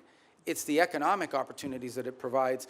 There are American companies and American workers that will benefit from it, but the Armenian people will be the ultimate beneficiaries of this corridor opening. Just remarkable, and we were there together, in fact, last August at the White House when President Aliyev of Azerbaijan, Prime Minister Pashinyan of Armenia came to sign that agreement with President Trump's leadership. To think a Shiite Muslim country, Azerbaijan, and Armenia, one of the oldest Christian countries in the world, came together to sign a peace agreement was truly a breakthrough. And so it's an underreported story, in my opinion, Mr. Secretary. I think we need to get the story out. This is a critical geopolitical problem that has been definitely remedied by the leadership of this administration. Yeah, I mean, the key, Senator Daines, is going to be execution. Like, you can sign an agreement, you can have the things in place. We now have to make sure we are focused on driving it and ensuring that to the extent American companies can contribute to the infrastructure, to the railway, to the highway, to everything that needs to happen in order for that corridor to open, and then the spin-off effect of it as well.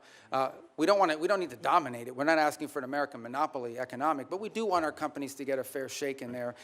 And by the way, partnering with Armenian companies in many cases, so it becomes mutually beneficial. Secretary Rubio, before my time runs out, I want to bring up one very important final point. As you well know, I've been spending a lot of time over the past few years working with our friends in Central Asia, across the Caspian there, with the 5 Central Asian countries. Things are progressing well thanks to your engagement and encouragement and President Trump's. And we're seeing a lot of fruit from last year's C5+1 summit that was right here in Washington. That being said, there is still a major hurdle to strengthen our ties. One of the key irritants to our friends in Azerbaijan and in Central Asia is the infamous Jackson-Vanik trade restrictions. These are Soviet-era relic restrictions. In fact, Senator Murphy and I are the co-leads on the repeal. It's long past due that we get this changed. Mr. Secretary, is removing these restrictions a priority for you and your department? And removing them have a significant impact on our relations with Central Asia? Yeah, it's a detriment. We'd like to see it removed, and I think you should talk to the chairman and the ranking member about putting it on the agenda with you guys. They're right there. You can tell them. But It's finance. oh, it's finance. You don't have committee. jurisdiction over that? It is. That's my job. And Mr. Secretary, Finance. Well, that's good. That's what I do too. It's not my job. It's and our encouragement from our friends over in the House will be helpful. We'll work with you on that, Mr. Secretary. you should get it Thank you. passed. I mean, Thank you. look, We it need would to be get very done. helpful. Yeah, it would be. Thank you. Absolutely. First of all, let me say that I absolutely concur with the Secretary and Senator Daines with you, and I've talked to the President about this, as you know, and I have actually talked to the chairman of the Finance Committee, who I know relatively well. And we actually have a plan for going forward. You and I are going to meet on that here pretty quickly. I'm glad I have friends in high places, Mr. Chairman. Thank you. But no, you're absolutely right on that. And it's just in the queue. So with that, let us go to Senator Coons. Thank you, Mr. Chairman, Ranking Member, Mr. Secretary, National Security Advisor, good to see you again. I know from our service here together that you agree that China is the greatest national security threat that we face. And one of the key reasons is their repeated threats to take control of Taiwan by force if necessary. And Taiwan, as we both know, is not just some faraway island. It produces 90% of the semiconductor chips critical to everything from F-35s to iPhones. And its geography makes it indispensable, both to global commerce and military power. Do you agree with that? Taiwan? Yeah, it's not just strategically important in terms of where it's located. It also is the message that it sends to the world if something were to happen to it. Agreed. That's why for decades, really with leadership from the Senate in a bipartisan way, we've provided arms to deter the PRC's potential military aggression. In fact, you introduced the Taiwan Peace Through Strength Act of 2023. In January, Congress pre-approved a $14 billion arms package for Taiwan.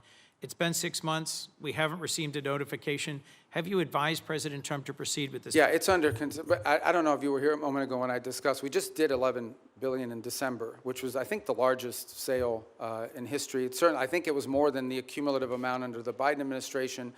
And I recall during 6 years of the Obama administration, there was zero gone to Taiwan. So some way you would argue that we're trying to make up ground. So why hold off on it now? Well, so the other 14 is being reviewed. It's under review. It hasn't been, I think it's been noticed, but it hasn't been reviewed. I mean, it hasn't been approved yet. So it's here's under my review under concern. the White House. Mr. Secretary, my concern is that President Trump has said publicly that arms sales to Taipei are a great negotiating chip with China.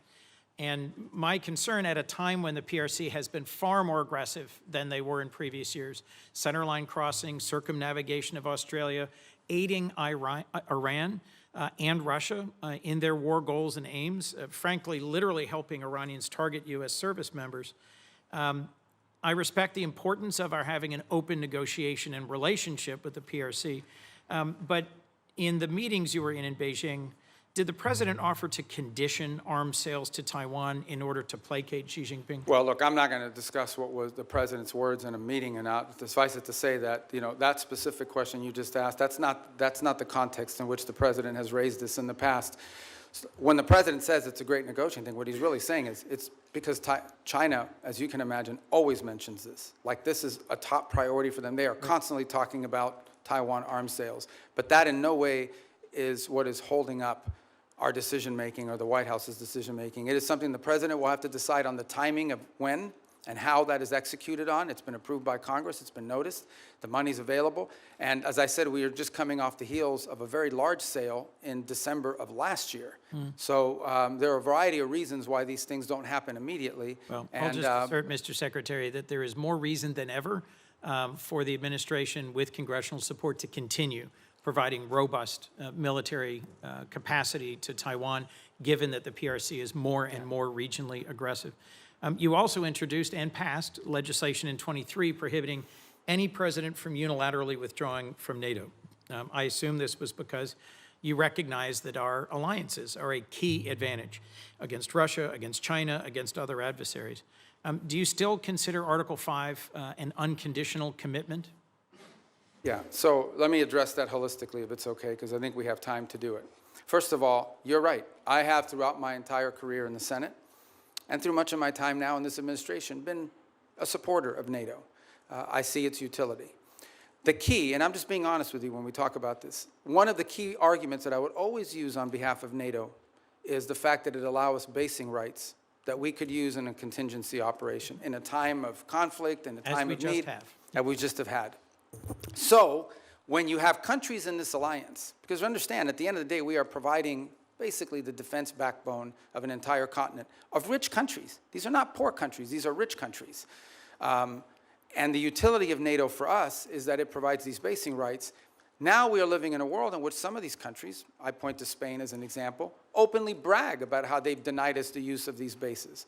And so if the core rationale for us being in NATO, if what we get out of NATO is the ability to use bases, and then we have members of that alliance that are basically denying the use of those bases in a contingency, let's be it calls clear them about to that. question the entire thing. Forgive me, I have one more question I want to make sure we get to.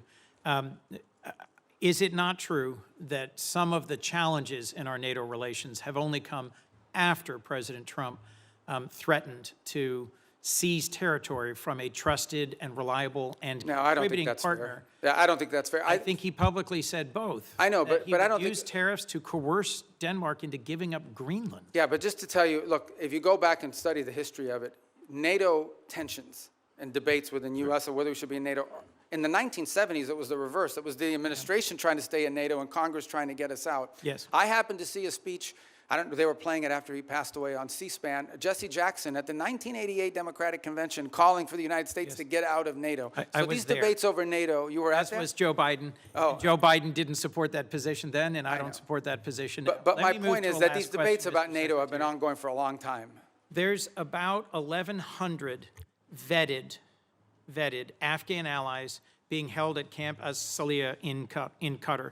And that includes 400 children and 150 family members of currently serving active duty U.S. service members. They've been stranded there for a year and a half. And there is talk of sending them either back to Afghanistan into the waiting arms of the Taliban or into war-torn and now Ebola-infected countries like the DRC.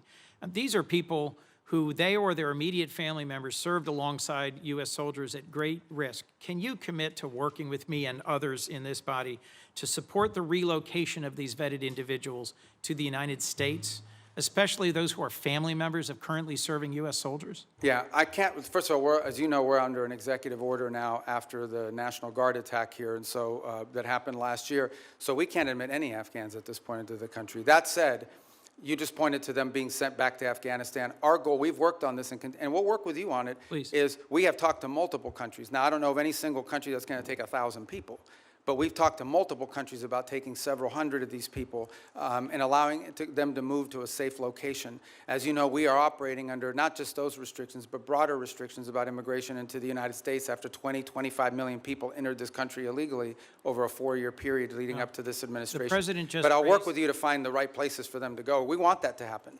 The president just raised the refugee cap exclusively to allow Afrikaners into our country. I would welcome a chance to work with you to find safe third countries for these Afghans. And I frankly think we ought to be revisiting our refugee policy, because the refugees who've come into our country in the past are the most vetted and often the highest contributing. As you know, my childhood church hosted a South Vietnamese family, and seeing the 5 of them become great Americans, entrepreneurs, contributors. It is refugees from oppression overseas, whether from Cuba or Venezuela, Vietnam or Afghanistan, who have long contributed to the United States. Thank you, Mr. Secretary. Senator Paul. I'd like to revisit for a moment the boats that were blowing up in the Caribbean and the Pacific that referred to as drug boats. I think it's interesting that the 3 secret criteria we're using to blow up the boats doesn't include whether they have drugs on board. I would like to add that the statistics from the Coast Guard also say that when we interdict alleged drug boats in the historic way, the way we've always done it, about 1 in 4 don't have drugs. We make mistakes. We see something suspicious about the boat, we stop them, and they don't have drugs on board. I would also like to add that drugs is not a criteria for blowing up the boats that are called drug boats, but neither is arms. So in order to blow them up, we don't have to say that they're armed or have drugs, and I think a lot of people would have questions, which I still do. I am glad to hear today, though, that the administration and the negotiations are willing to trade sanctions relief for removal of enriched uranium. I've said for a long time and argued for a long time that sanctions in and of themselves rarely, if ever, are of any value. I've yet to see any Chinese behavior that's changed because of sanctions. I've yet to see any Russian behavior change because of sanctions. I've really yet to see any Iranian behavior change because of sanctions. However, sanctions do have some leverage and ability to exact change if you remove them. So the removal of sanctions might actually have some hope. So I support the administration in this. Now, there are many Republican critics who have been vocal on the airwaves recently saying, oh, no, we can never negotiate with them. These are terrible people.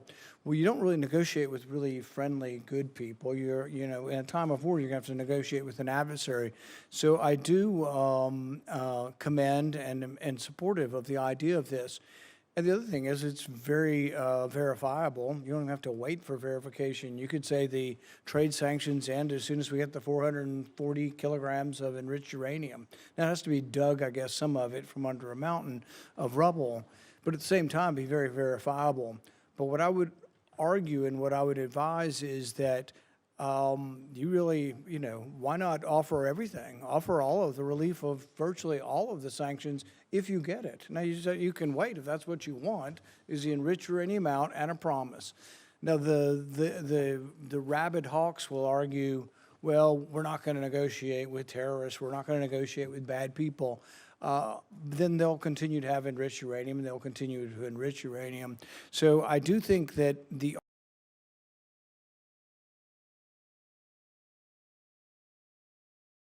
militarily obliterated their military. All of that is true. It's as Fred Ickley wrote in Every War Must End, that military victory doesn't always translate or lead to political resolution or to things that you want done. You know, what we really want done is no more enriched uranium, and you don't enrich uranium, you give up on these hopes. But I would say that as we are looking at trading sanctions, you say there's some you can do on your own, there's some that are congressional. I would be bringing in the leaders in the Congress who can give up on these sanctions and hopefully try to get their voice saying yes, if they will give up. Because if you give up like, a few piddling ones that that won't change things, that the White House has the ability to do, and you still have all these congressional sanctions, if you're on the other side of that equation, you might say, we're not giving up the one thing we think is leverage, the enriched uranium, for maybe a little bit of sanctions relief. So I would say really go all in on it, because it would be verifiable. You don't have to wait and prove it. You would have to prove in the future whether they're enriching. But I think that is a good step forward. But it's also important for people to have a discussion of what diplomacy is, and that diplomacy doesn't always have a bad name. And frankly, I'm glad to hear that the administration is negotiating, and I wish you luck. And I'd love to hear your response in general. Well, first of all, the president's made clear the priority is Iran can never have a nuclear weapon. And what do they need to have a nuclear weapon? They need a couple things. They need the ability to enrich. That has been substantially destroyed, but could always be rebuilt over time. And the second is the ability, and highly enriched uranium, that's 60%, that could quickly be enriched to 90% weapons grade. The second point you make is about sanctions. So that's the goal here. And the sanctions, first of all, there's a combination of sanctions. There's sanctions that block direct sort of activities that generate revenue. And that's problematic beyond the nuclear program, because they also use this revenue to fund sponsor terrorism like Hezbollah and others around the region. And then there's the frozen assets, which are related to sanctions, but these are Iranian assets that have been frozen that they don't have access to. So what I would argue, and again, I don't want to get ahead of myself because we're not engaged in this conversation with them yet, but if you get into a situation in which the reason why there are sanctions are because of the nuclear program, and so if they comply with what we're demanding on the nuclear side of it, zero enrichment, get rid of the enriched uranium, they're complying with these things, then I think that's the place where the frozen assets could be discussed. The more they give, the more they would get. I think ultimately we will still face other challenges related to Iran separate from the nuclear program, like what they use their money on, which is to sponsor Hezbollah and to sponsor Hamas and to sponsor terrorism around the world.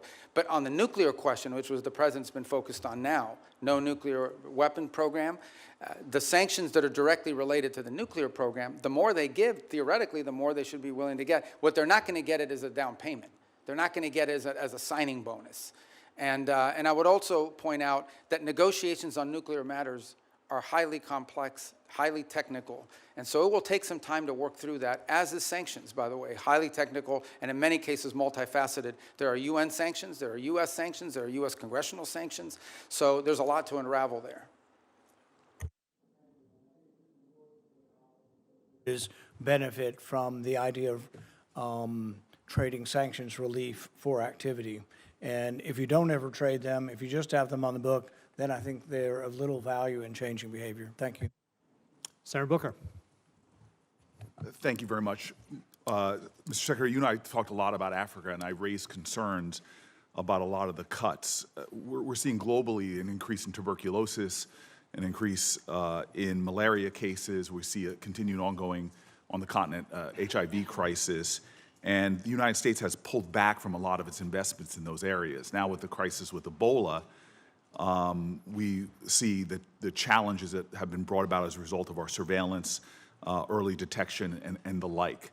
So I'm just very concerned about what the administration's strategy is, because we're clearly seeing here that what goes on the continent of Africa directly affects our public health as well. Well, first of all, I don't agree with that assessment. I mean, first of all, it's not about cutting back. The response here is not just how much money you spend, it's what results you're going to get. Now, let's talk about Ebola for a second. Ebola, the outbreak in Ebola was in a war-torn, isolated rural area in the DRC. That's where that began. Since that time, our response has been very quick, very rapid. Well, so you're saying you did not cut early detection periods. I'm not talking I'm about saying that whatever you're pointing to as the cut is not the reason why there was an Ebola outbreak. I'm not connecting the two. I'm simply saying. Well, you are connecting them. You said that our cuts... Senator Rubio, I'm not trying to get in an argument with you. I would really like to actually have my questions answered. So very quickly, we cut early detection when it comes to infectious diseases on the continent. Factually, this is not an opinion. We made those cuts. We cut early warning systems on the continent. It had nothing to do with the Ebola outbreak. So I don't need to tell you, Secretary Rubio, that we're living in a place where an infectious disease crisis anywhere is a threat to public health everywhere. The United States has made major reductions in these areas that have put us more at risk. If you're talking about this clearly Ebola crisis, there's other things and other cuts we've made, and you see it factually. Even our own State Department personnel that I've talked to are saying we're less prepared for a global outbreak than we were before. And my worry is, specifically in a budget hearing, is this budget makes even deeper cuts into the kind of things that could prevent the next outbreak, or, as we've seen unfortunately with COVID, have us more prepared. Yeah, I don't agree with that assessment. I don't know who told you that at the State Department. So just let's as an move example, on. My time is limited. I know, but that's an important we can't question. even I don't want to agree eat on- up your time, but No, I need to answer that because I just don't agree with that. Mr. Secretary, you can't even agree on the facts. Because that's not accurate. I mean, again, you look at what we've entered into with these It's countries. not accurate that we cut early detection.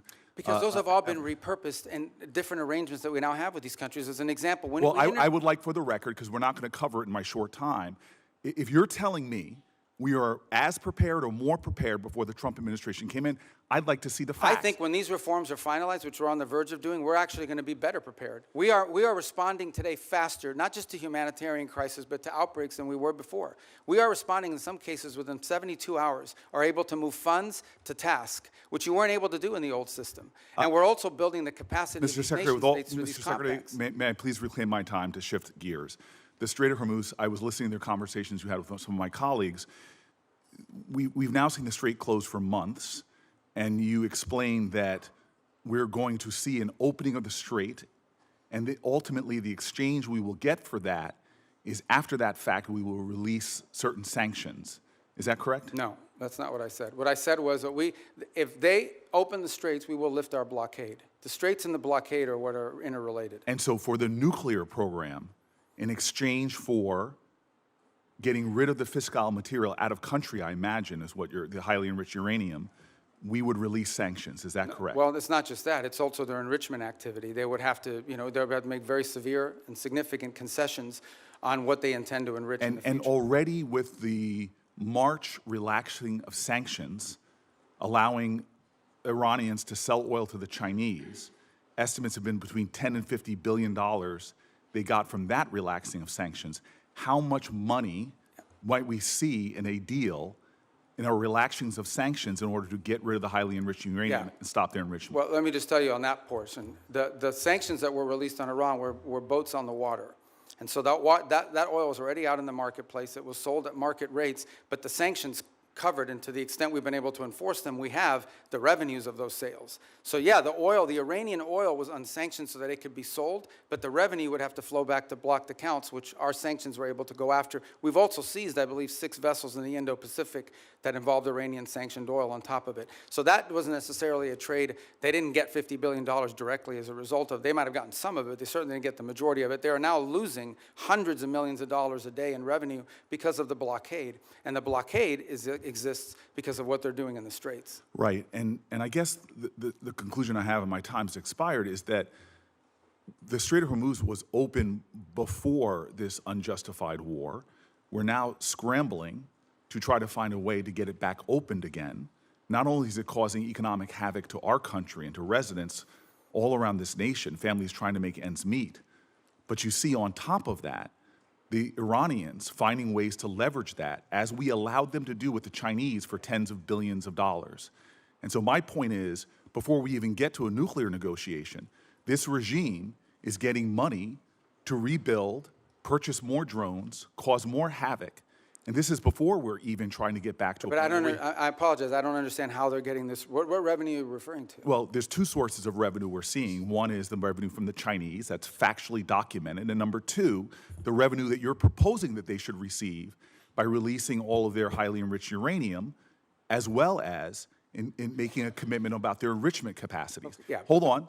And that was the exact deal that you guys vilified, that the president and you vilified President Obama from having. Yeah, no, So I don't here think we those are have not a the same. worse situation where Those are not the same where our deals. adversary and our enemy, who's causing havoc in the region, who is funding proxies and terrorists, has discovered, thanks to you all, the power of shutting down the Strait of Hormuz. No, they didn't which discover, is they all- knew that a long time ago, and they've done it before. Clearly, we all knew that a long time ago. That's why this And they intended to do this at ill-conceived some point war in the should have future never as well. happened.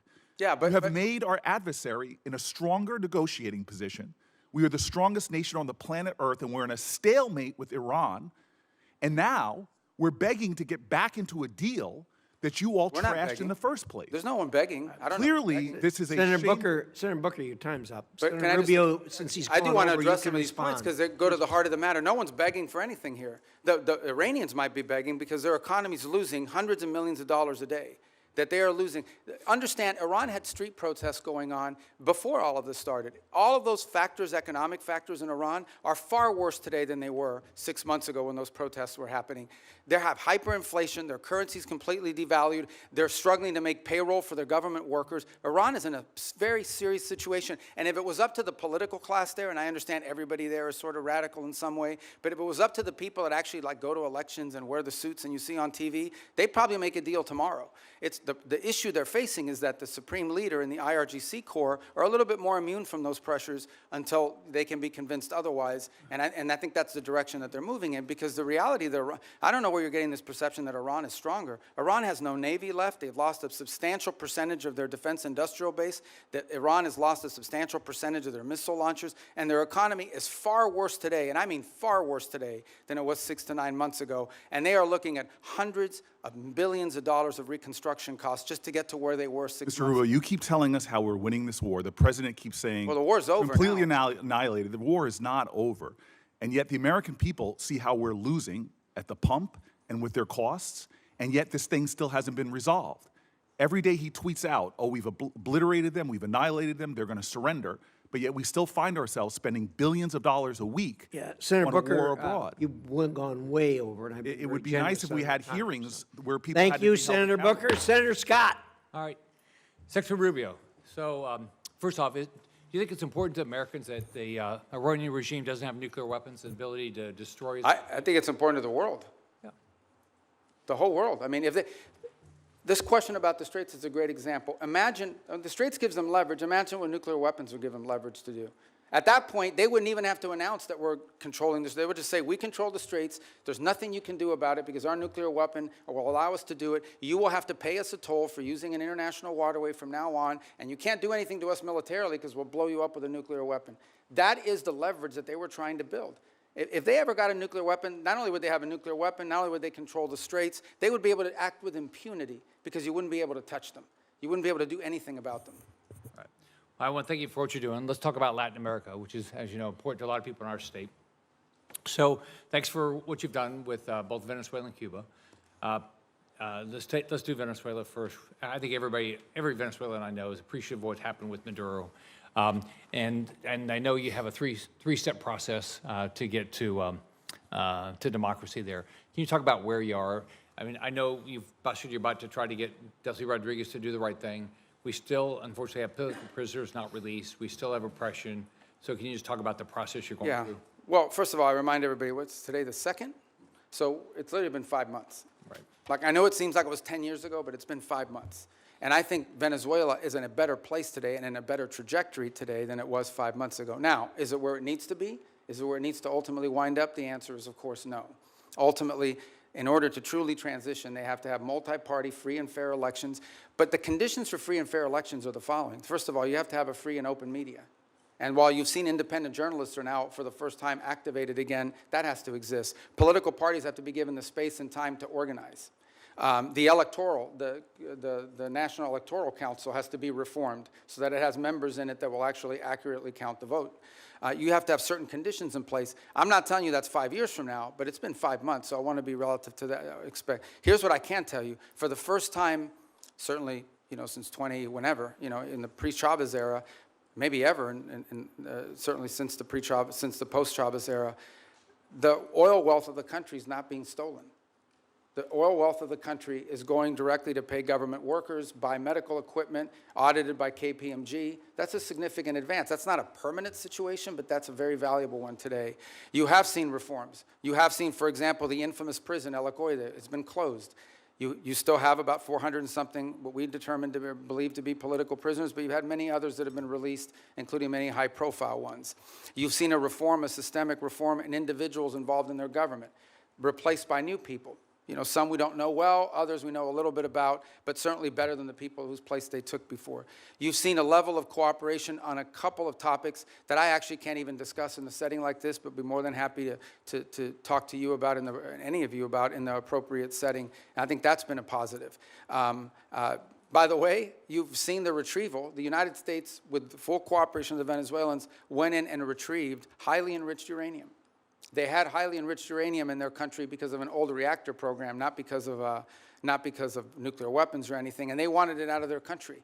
And we were able to go in and actually retrieve it along with the UK mission that went in with us and get it. We have a functioning embassy, and we have direct flights for the first time. Venezuelans are now able to go back, not just visit relatives, but begin to engage in the economic life of the country.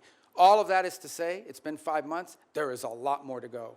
This is not the direction we want Venezuela to be. But what I will say is that the Venezuela that's there now, under the interim authorities, does not pose the threat to the United States that it posed 5 months ago, when it was an open base of operation for Iranian operatives, for Cuban intelligence, and for others who used it as a base of operation against the national interest. But we have a lot of work to do. We are nowhere near where we want to get to there. Can you give the same thing about Cuba? I mean, Cuba's a very did the different right thing, thing yeah. by I mean, I think the misnomer about Cuba, or the misunderstanding about Cuba, Cuba's actually not controlled by the government. Cuba's controlled by a military holding company named Gaesa. And Gaesa virtually owns anything, they own the tourist sector, they own mining, they own the gas stations, they own everything. They generate about 70% of Cuba's GDP is under the control of this military company. And they're sitting on between $14 and $17 billion in assets. So you have people literally starving, people literally like power grid that hasn't been maintained in 10 years. And yet you have this holding military company sitting on these assets. And by the way, not a penny of the money in the military holding company translates over to the public treasury. So the fundamental challenge we have here is that Cuba needs to be, in order for it not to continue to be a failed state, which poses a threat to the United States, they need systemic and serious reform. They need to have economic reforms, and the question is, can they possibly reform, given the people who are currently in charge, both of Gaesa and of their government? And I think the answer is they can. I really don't believe this system is capable of reform unless new people take over or a new mindset takes hold. Now, we've engaged in conversations with them. We've offered them what I think needs to happen in order for their economy to recover. And that's the last point I would make, because I think somebody raised this issue of oil blockade. Cuba was having blackouts well before January 3rd of this year. They were having blackouts for years. And they were having blackouts for two reasons. Number one, no one will give you free oil except Maduro. That's what's changed here. What's changed here is they're no longer getting free oil from Venezuela. And number two, the main reason why they have energy blackouts is because they didn't invest a single dollar back into their plants, back into improving their plants. And they could have bought this equipment from any company in the world, but they didn't invest in it. Instead, they invested it to build tourist hotels that now sit empty because there's no tourism into Cuba. So Cuba's a little bit more complicated than Venezuela, but it's a mess. Thanks for what you're doing. Thank you, Mr. Chairman. Secretary Rubio, I trust you're familiar with then CENTCOM commander and future Secretary of Defense Jim Mathis's famous quote about the importance of funding our foreign policy apparatus. In 2013, in response to a question from the now chairman of SASC, General Mattis pointed out that if you don't find, and I quote him, if you don't fund the State Department fully, then I need to buy more ammunition ultimately, end quote. Unfortunately, despite his service in the first Trump administration, the second time around, you seem to have taken the message as a blueprint rather than as a warning. The budget that you're presenting today cuts the State Department by about a third, after you previously tried to enact steep cuts and eliminations last year, many of which were already rebuked by Congress on a bipartisan basis. Time and again, this administration uses our military as a first tool of choice, manufacturing new crises and new conflicts that worsen the situation for folks abroad as well as for American people back here at home. And now you're here to justify a budget request that further undermines our diplomatic apparatus, the tools and professionals that are critical for not only preventing crises before they begin, but those who will be responsible for negotiating our way out of Trump's war of choice in Iran and whatever other nightmares he dreams up with. So based on how this administration has conducted itself over the last year, our adversaries are learning that the United States is not a reliable negotiator. They're learning that we will quickly turn to using force before working to alleviate crisis points and prevent war.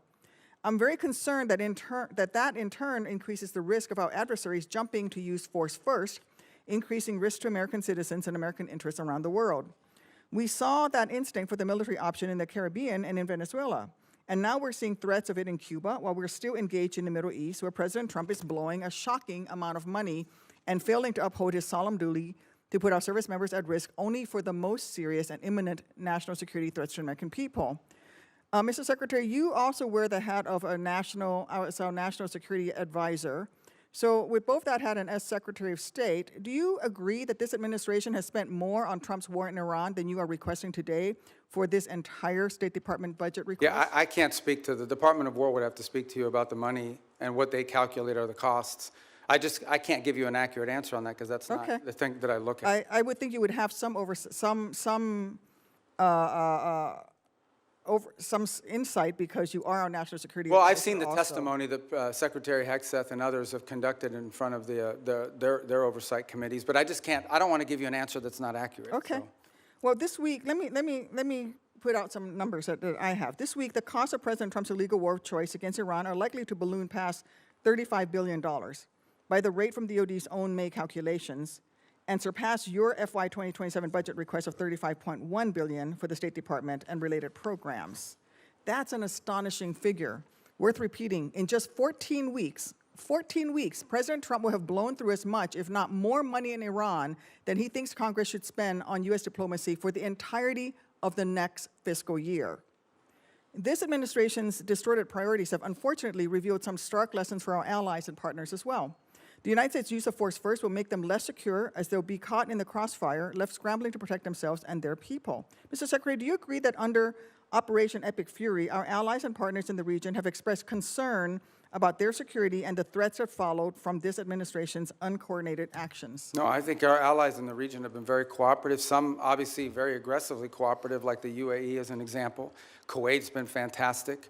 Obviously, no country likes to have their oil and their energy infrastructure hit, but I think it's a reminder to them of the threat that Iran poses. And the one lesson when this is all said and done is it's reminded them of, despite all the friendly talk that you've seen in the past, how dangerous Iran is to their own interests, how the billions of dollars Iran has spent, despite sanctions, Iran found the money to build drones and rockets. Okay. And luckily, we've taken a lot of them out, but they still have some, and they still have the ability to launch My question is about our allies in the region expressing concerns, because, you see, public reporting in early May revealed that Saudi Arabia denied U.S. basing and overflight related to Trump's ill-conceived plan to escort ships through the Straits of Hormuz, and they're still not supportive of this risky tanker escort plan, and the Strait is still worse off today than it was before Trump initiated this war. And that doesn't even touch on the wider global lessons being learned by our allies and partners. Yeah, we don't face any from the Shangri-La dialogue, where I heard from folks across the Indo-Pacific and especially in Southeast Asia, who are being hit hard by the same rising energy costs that are devastating American communities. And frankly, this administration insists on using military force as a first resort instead of a last resort, no matter the deadly cost of self-defeating impacts. Your budget request here would sadly perpetuate that trend and undermine the roles and responsibilities that you should be fulfilling as Secretary of State. Thank you, Mr. Chairman. I yield back. Okay, I didn't get to answer any of that. I didn't ask you a question. Well, she didn't answer Secretary, the question. She doesn't want me to answer? Can I answer No, I anyway? didn't You ask may. him a Okay. question. Well, but she made a bunch of points. I get to answer them, right? First of all, I don't understand this thing with let me tell you, we were just here, maybe you weren't here, we were just talking about it. We did a peace deal with Azerbaijan and Armenia. We just signed the TRIP agreement yesterday, actually, or last week we signed it. Last night I officialized it. That was diplomacy. That's great, but the Trump prevented- administration well, has still blown through well, more when do I money get in to talk to 14 you? weeks Do I get to talk in than this this committee? entire budget that you're Senator Duckworth, requesting. Senator Duckworth, I'm going to let Senator Rubio reply to the statements that you made at his request. Yeah, that's the But we've got a hard stop at 12:30. Okay, but I know, but you said a lot of stuff. I get to answer some of it. have All at right, it. so the first is the second is India-Pakistan. We ended that war. We were involved in helping broker that. Thailand, Cambodia, that's diplomacy. We've been very engaged in fact, as I sit here now speaking to you, I've got the Lebanese government and the Israeli government meeting at the State Department starting at 8:30 this morning for the fourth time after engaging last week at the military level. So we're carrying out, now, we're carrying out diplomacy all over the world constantly and very successfully in many cases. Now, let me make one more point that you raised about the budget request. Guys, we understand how this process works, okay? You guys understand. I know because I've been involved all the time. We OMB, produces sort of timelines for every agency. We put forward a budget. We say, this is the money we've been allocated. This is how we would spend it. There is a congressional process, which I'm sure you're aware of. And in my time here, 16 years that I was here, I don't ever recall us once ever taking the president's budget and passing it into law. I'm not walking away from the budget. We can make it work if that's the budget you give us. But I have a sense, I have a suspicion, right, Senator Schatz, that we're going to have to work with you, that we're going to have to, well, you know, that we're going to have to work with you guys on a budget request that meets your priorities and ours. That's how it works. You guys are the appropriators. We have to work within we will tell you what we care about. We will tell you how we're going to spend the money. But ultimately, you will provide us a spending bill, and we will work through those parameters. But we have given you what we can live with. We can make it work. But if you wanted, you know, if you're obviously going to have changes here in Congress. But this stuff about diplomacy and the money spent on the war, diplomacy's always cost less money. We don't buy missiles. We don't buy rockets. We don't buy large airplanes and aircraft carriers. But we've been very effective. And I can give you list after list of places where we have had an impact in either de-escalating crisis before it started or ending active wars. And I'm very proud of the work that we've done in that regard, some of which haven't even been publicly discussed in some cases because they weren't high profile. And my last point. We remain heavily engaged in areas that may be not at the core of our national interests, but nonetheless are related to our national interests. You think about Sudan for a moment and the Quad. This has been a very frustrating situation to put together, but we helped convene a donor conference that got pledges for when that is resolved. We've put a lot of time and energy in a situation that now, unfortunately, has turned into a proxy in the Middle East because of the UAE and the Saudis on opposite sides of it. In Libya, where our work in Libya now it's still divided, but they, for the first time ever, have a joint budget. For the first time ever, are cooperating on energy deals that are going to be beneficial to the people of Libya. So I just don't think it's fair to say we're not actively involved in diplomacy on last year's budget and spending, because we are, and we have been, and to great success.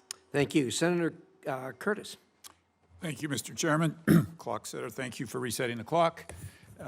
Mr. Secretary, thank you for being here. And I'm always truly impressed with your ability to navigate around the globe so articulately and explain the positions. Like you previously, I chair the Western Hemisphere Subcommittee. One of the focuses that I've had is on Taiwan and Taiwan's relationship in the Western Hemisphere. We actually had our first subcommittee hearing on Taiwan's allies in the Western Hemisphere. And as you well know, Honduras switched diplomatic recognition away from Taiwan in 2023 in exchange for a lot of promises from China. No surprise, those promises have not been fulfilled. And the current president, during his campaign, talked about returning back to Taiwan and restoring that relationship with Taiwan. In your budget, you have $245 million for the Countering PRC Influence Fund. And I'd like to note Senator Van Hollen and I have a bill that would actually carve off a portion of that specifically for Taiwan and countering the PRC influence there. So I guess my question is, what can the U.S. do potentially with that fund, Countering PRC Influence Fund, for Taiwan, particularly as it relates to Honduras, kickstarting that relationship, developing joint set of economic priorities for Taiwan and the Western Hemisphere, anything else we can use that fund for? Yeah, well, first of all, the reason why these countries switched recognition primarily was because, you know, the Chinese would go in and they would say, if you switch recognition, we are going to provide you this loan, this, and in some cases worse than loans. Maybe there was even cases of bribery and things of this nature, but we're going to provide you, a free this and a free that. We're going to build an auditorium for you. We're going to build a bridge. We're going to build a port. And they haven't kept many of those promises. So I think the first thing is to just point to the fact that, switch. yeah, in many cases these things are not provided. The other angle of it is if it's loans, they create these debt traps, which is an argument we make all over the world, but particularly in the hemisphere. But the broader goal of this fund is not just simply Taiwan related, although that's the reason why that's an action they took as a result of this leverage that was established on them. But more broader, in many cases, these countries are trying to develop their telecommunications system. They're trying to build roads. They're trying to develop whatever it may be. And frankly, the only companies that show up are the Chinese companies. And they show up with lower cost, a financing mechanism, et cetera, et cetera. Now, there's a track record of not completing these projects. There's a track record of flooding the country with Chinese workers that come and do the work. So I think part of this fund is designed to create alternatives to that, to give these countries alternatives to the Chinese or other foreign malign influence that might be occurring in their country. Part of that is attracting U.S. commercial ventures to do it, but part of it is providing the resources so these countries can go out and do this without being subject to or vulnerable to this sort of leverage tactic that's used against them. Thank you. Let me switch to China for just a minute. Your budget notes the merging of the Foreign Service Institute, where a lot of the state language training takes place, with the Human Resource Bureau, and I'm hoping that can improve the language capacity. But here in the Senate, I've picked up the Uyghur Policy Act, which you led when you were here. Part of the bill that I'm especially supportive of is the provision that's supporting the Uyghur language training for Forest Service officers is not only important but required, and that we have Foreign Service officers in Asia and China that can speak that language.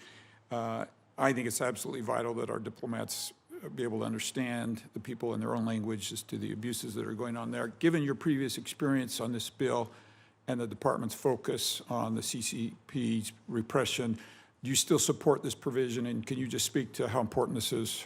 Yeah, well, I think obviously the Uyghur language is not a widespread language around the world, but it's incredibly valuable in an important part of the world. And so I think we want to see a language proficiency. That's generally been a challenge writ large over a period of time. And one of the goals of the consolidation is to be able to drive language school more effectively, more quickly to Foreign Service officers before they're deployed.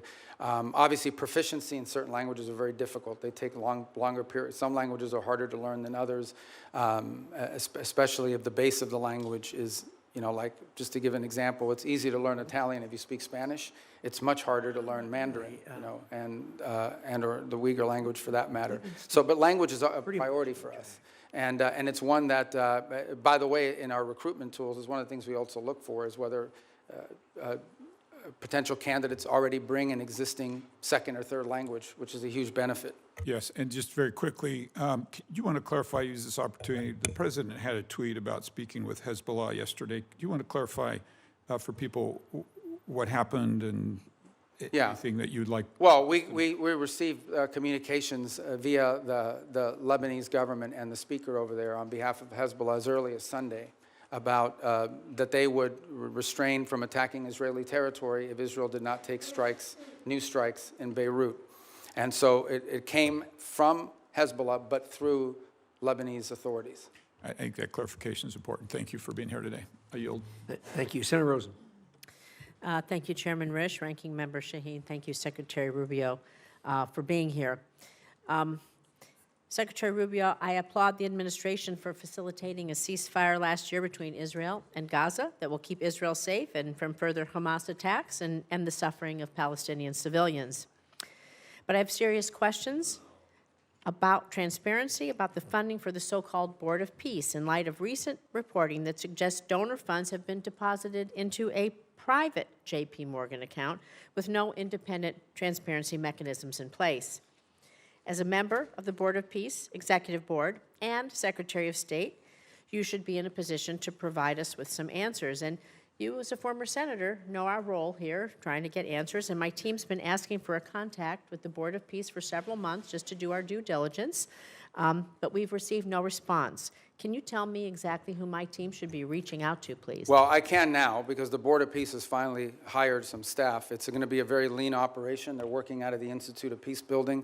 So for some period of time, they really were not. It was just a very lean operation. So do you have a name for my? I do. I just don't have it on me, but I will get that That's to fine. you. We will- But we- I think they just hired staff like in the last two We weeks. will follow up with you. Thank you.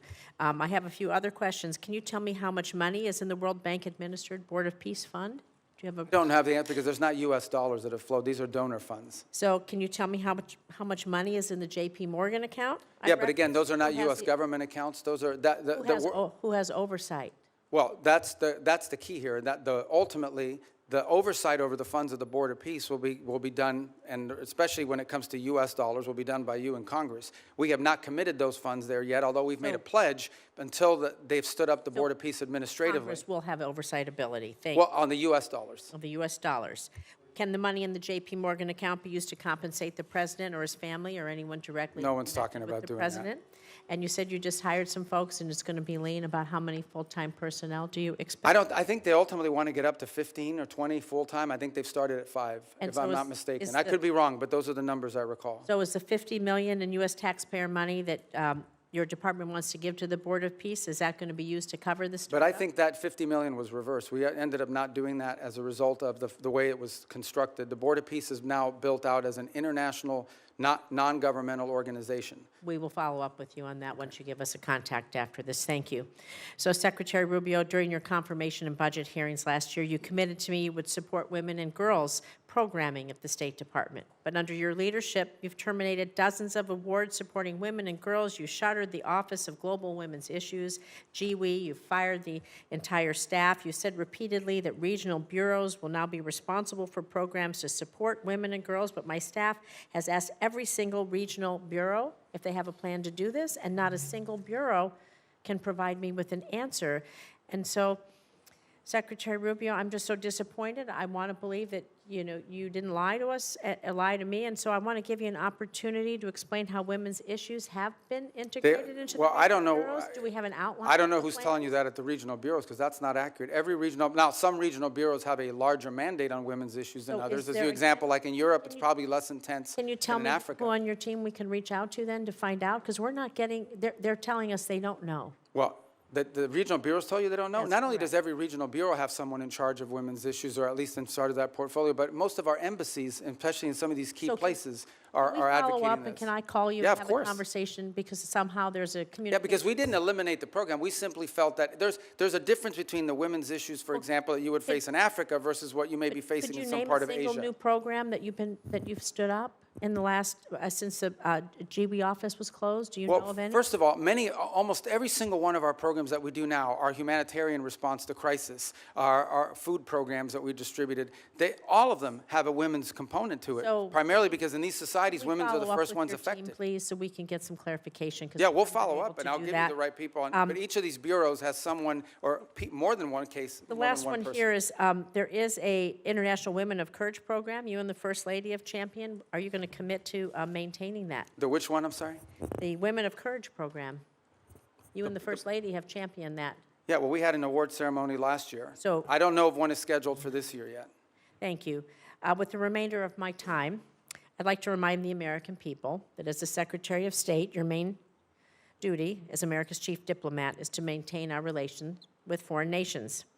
This is why I was shocked to see that you were at a party with President Trump in Miami instead of accompanying Vice President Vance to Pakistan for negotiations. What to party end was the I war. at? I was at a party? It's publicly reported, and there's photos there. But In what fact, party? Steve No, Witkoff but and you're going to Jared say that. I'm going to Kushner- answer it. I'm going to answer But that let me question, because finish that's an my absurd statement. I was not at a As party. I finish my paragraph, All right. he can answer. 'Cause people are going to In fact, slander me. I'm going to answer Steve it. Witkoff and Jared Kushner, both of whom were never confirmed by this body to be America's diplomats, accompanied the vice president in the negotiations. Even Iran's foreign minister was not there, yet you were not, was there, excuse me, and you were not. I just feel that's embarrassing for us, and it's embarrassing for you. So, Mr. Secretary, Congress represents the American people. We have the power to confirm who represents America abroad. We confirmed you to be our Secretary of State. We confirmed you to be in the negotiations that are happening. And it's just unthinkable to me that you are missing high-stakes negotiations or that you're not involved. It's sad. Senator Rosen, your time's up. Yield back. Okay, But so let me just Senator, Secretary Rubio. You're should have the 100% opportunity to inaccurate reply. and 100% wrong. Here's why. Number one, the Vice President of the United States was there, and he wasn't confirmed by the Senate. He was elected by the American people. Okay? He is the second in line to the presidency of the United States. He was present. Mr. Witkoff is the president's envoy for negotiation for peace deals. Mr. Kushner is a private citizen that serves as an advisor on these functions. They were the team that we sent to Pakistan. I was not at a party. Where I was is next to the president. Because in the midst of those negotiations, I was in communications with them. And in fact, I think there is media reporting from that evening on how on multiple occasions I went into a back room, I came back out and spoke to the president and was constantly updating him. On that evening, I spoke to Mr. Kushner and our negotiating team and Mr. Witkoff on at least 6 occasions, including twice on a secure line from the phone they had access to over there. So you don't know what you're talking about. You're just Senator making Rosen, stuff up. he has the floor. I know your please. staff wrote up this cute statement for your TikTok video, but it's not true, and it's not real. That's not what happened, okay? I'm the National Security Advisor and Secretary of State. I was co-located with the President in the midst of a high-stakes negotiation so that I could immediately inform him about events occurring halfway around the world. I was where I needed to be at that moment because we had a very capable team on the ground in Pakistan led by the Vice President of the United States. Thank you. Senator Cornyn. Secretary Rubio, I've heard some of my colleagues here on this committee suggest that the U.S. started a war with the Iranian regime 92 days ago. I happen to believe that the Iranian regime started a war against the West and Israel and has been at war with us since 1979. What's your view? Well, if you go back to 1979 and the taking hostages and build it out from there, I don't know the numbers, if we could even add them up. It's incalculable. Thousands of people around the world, including many Americans, have been killed because of direct Iranian action. All the IEDs, those roadside bombs that maimed and killed our soldiers, were all the mastermind work of the IRGC for decades. The IRGC sponsors terrorist attacks all over the planet. In fact, they were involved, for example, in the bombing of a Jewish center in Argentina in 1993 or 1994. They're consistently, it's now, we have people convicted in the United States of America, and one was arrested yesterday, Iranian agents plotting the assassination of American political leaders, including the President of the United States.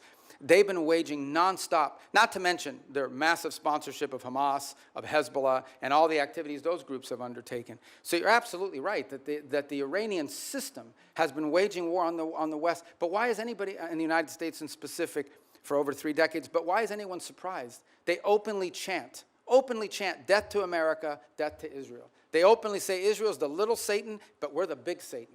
So I think at some point when people say this repeatedly, you believe their rhetoric and their actions back their rhetoric. This is a very dangerous regime. And the notion that they would ever possess nuclear weapons, that people that are willing to conduct those kinds of terrorist acts would ever possess a nuclear weapon is unthinkable, unbearable, and unacceptable. And it's not going to happen under President Trump. So ever since since the Iranian nuclear program started, and they basically blocked the IAEA and others from doing the inspections that would be required in order to monitor their use of enriched uranium. We've had presidents, Democrat and Republican, say that a Iranian nuclear weapon was unacceptable, but it took President Trump to actually do something about it. It shocks me to hear some of our colleagues suggest that there was not an imminent threat from an Iranian nuclear weapon. You and I both sat in the same skiff on the Senate Intelligence Committee. We won't talk about the details, of course, but we knew that they continued to enrich to the point where they could produce a nuclear weapon within a specified time. There's some debate about how long that breakout would take, but the idea that an Iranian nuclear program did not present an imminent threat to the United States, to me, is just ludicrous. And I think it defies all evidence to the contrary. But do you think if they had acquired a nuclear weapon, that would change the ability of the United States and our allies like Israel to deal with this nuclear-armed Iran? I think if Iran ever acquired a nuclear weapon, they could very well use it because given the theological nature of their decision-making. But just as problematic is they would have immunity. At that point, your options on what you could do about them would be quite limited, and their ability to hold the world hostage. They'd be like North Korea for example? They'd be North Korea, but worse. They'd be better funded. They would at that point decide that they own the Straits of Hormuz forever and everyone has to pay them a toll, and nuclear weapons, you can't do anything about it. They would be able to act with impunity. They would sponsor Hezbollah. They would sponsor Hamas. They would hyper-scale their efforts of global terrorism and completely try to drive us out of the region and ultimately destroy the state of Israel. That's what their goal would be, and you wouldn't be able to do anything about it because they have a nuclear weapon and would threaten to blow people up if you tried to move against them. Notwithstanding the importance of denying Iran a nuclear weapon, I do applaud the president's attempt to try to use some diplomacy here in order to deny them access to the enriched uranium and their other weapons that they use against Israel and the West. But tell me, why do you think anything that the Iranian regime agrees to that they will comply with? What evidence is there that they will agree to anything that they ultimately will stick with? Well, again, and that's why any deal with them you have to enter into it with clearly verifiable steps. So as an example, simply putting something on a piece of paper is not satisfactory. You have to actually commit to doing it, then you have to actually do it. And so that's our view of it. Our view of it is that any concessions that are made, and I don't even call them concessions per se, but any arrangements that are made with Iran have to come after not just they agree to certain things, but they actually do certain things. And let's be clear about this, because I don't think this is talked about enough. If what Iran wants is nuclear energy for their country, there are mechanisms to do it. There are countries all over the world that have nuclear energy, but they don't enrich. They certainly don't enrich the 60%.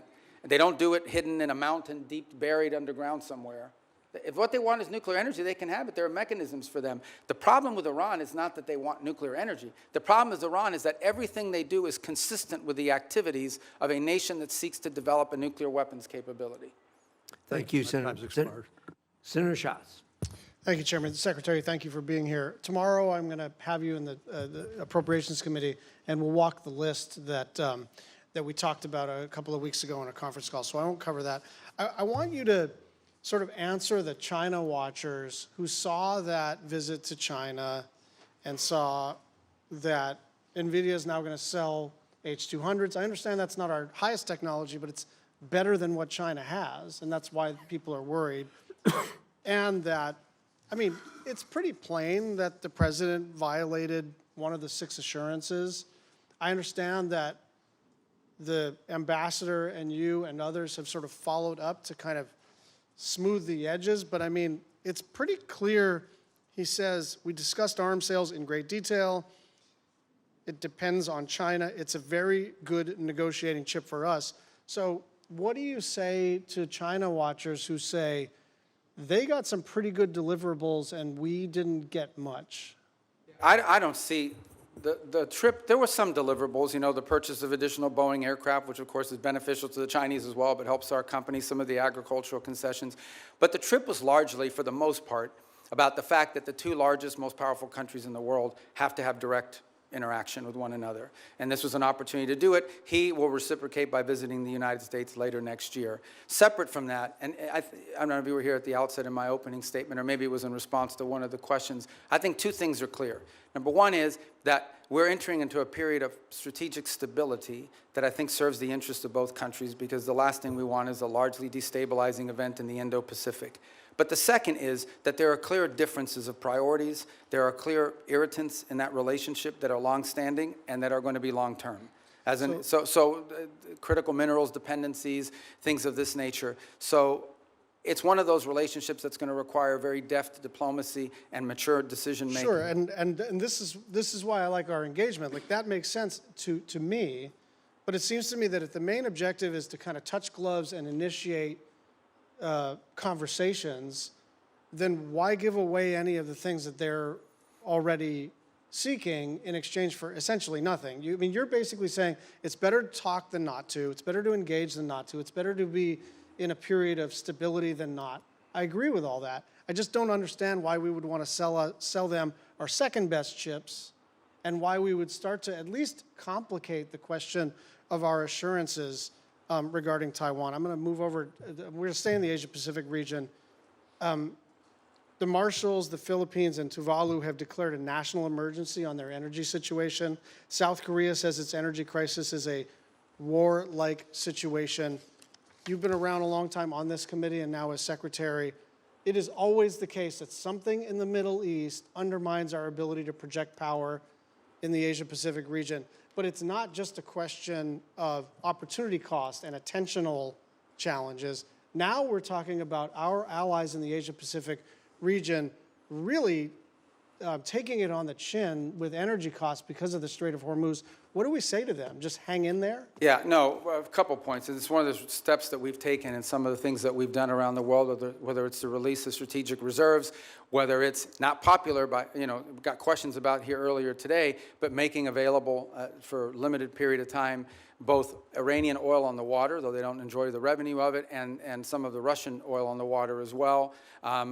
The third point, though, that this points to is a much deeper one, and that is that while the Straits of Hormuz provides about 20% of the global oil supply, it is probably 80 or 90% of the supply in the Indo-Pacific, given the geography and so forth. So one of the things that I think is going to come about as a result of all this in the long term is more diversification in where they're going to get their energy from, including from the United States potentially, certainly with Japan and some other countries in the region will benefit But you know that the sort of project It takes timeline- time. It all takes time. So Understood. That's like cold comfort if you're running a country and your gasoline and your fertilizer and all your input prices just skyrocketed because of President Trump's decision to go to war with a country clear across the world. But see, I understand your point, but I also think in all these questions, we're getting a lot of questions about us. I don't think it's fair because ultimately, the people who have closed the Straits of Hormuz are Iran, and they're doing so in violation of every international law you can imagine. The Chinese are against it. Everyone is. We have, I think, a record number, 140 co-sponsors at the United Nations on this resolution that hasn't come up for a vote yet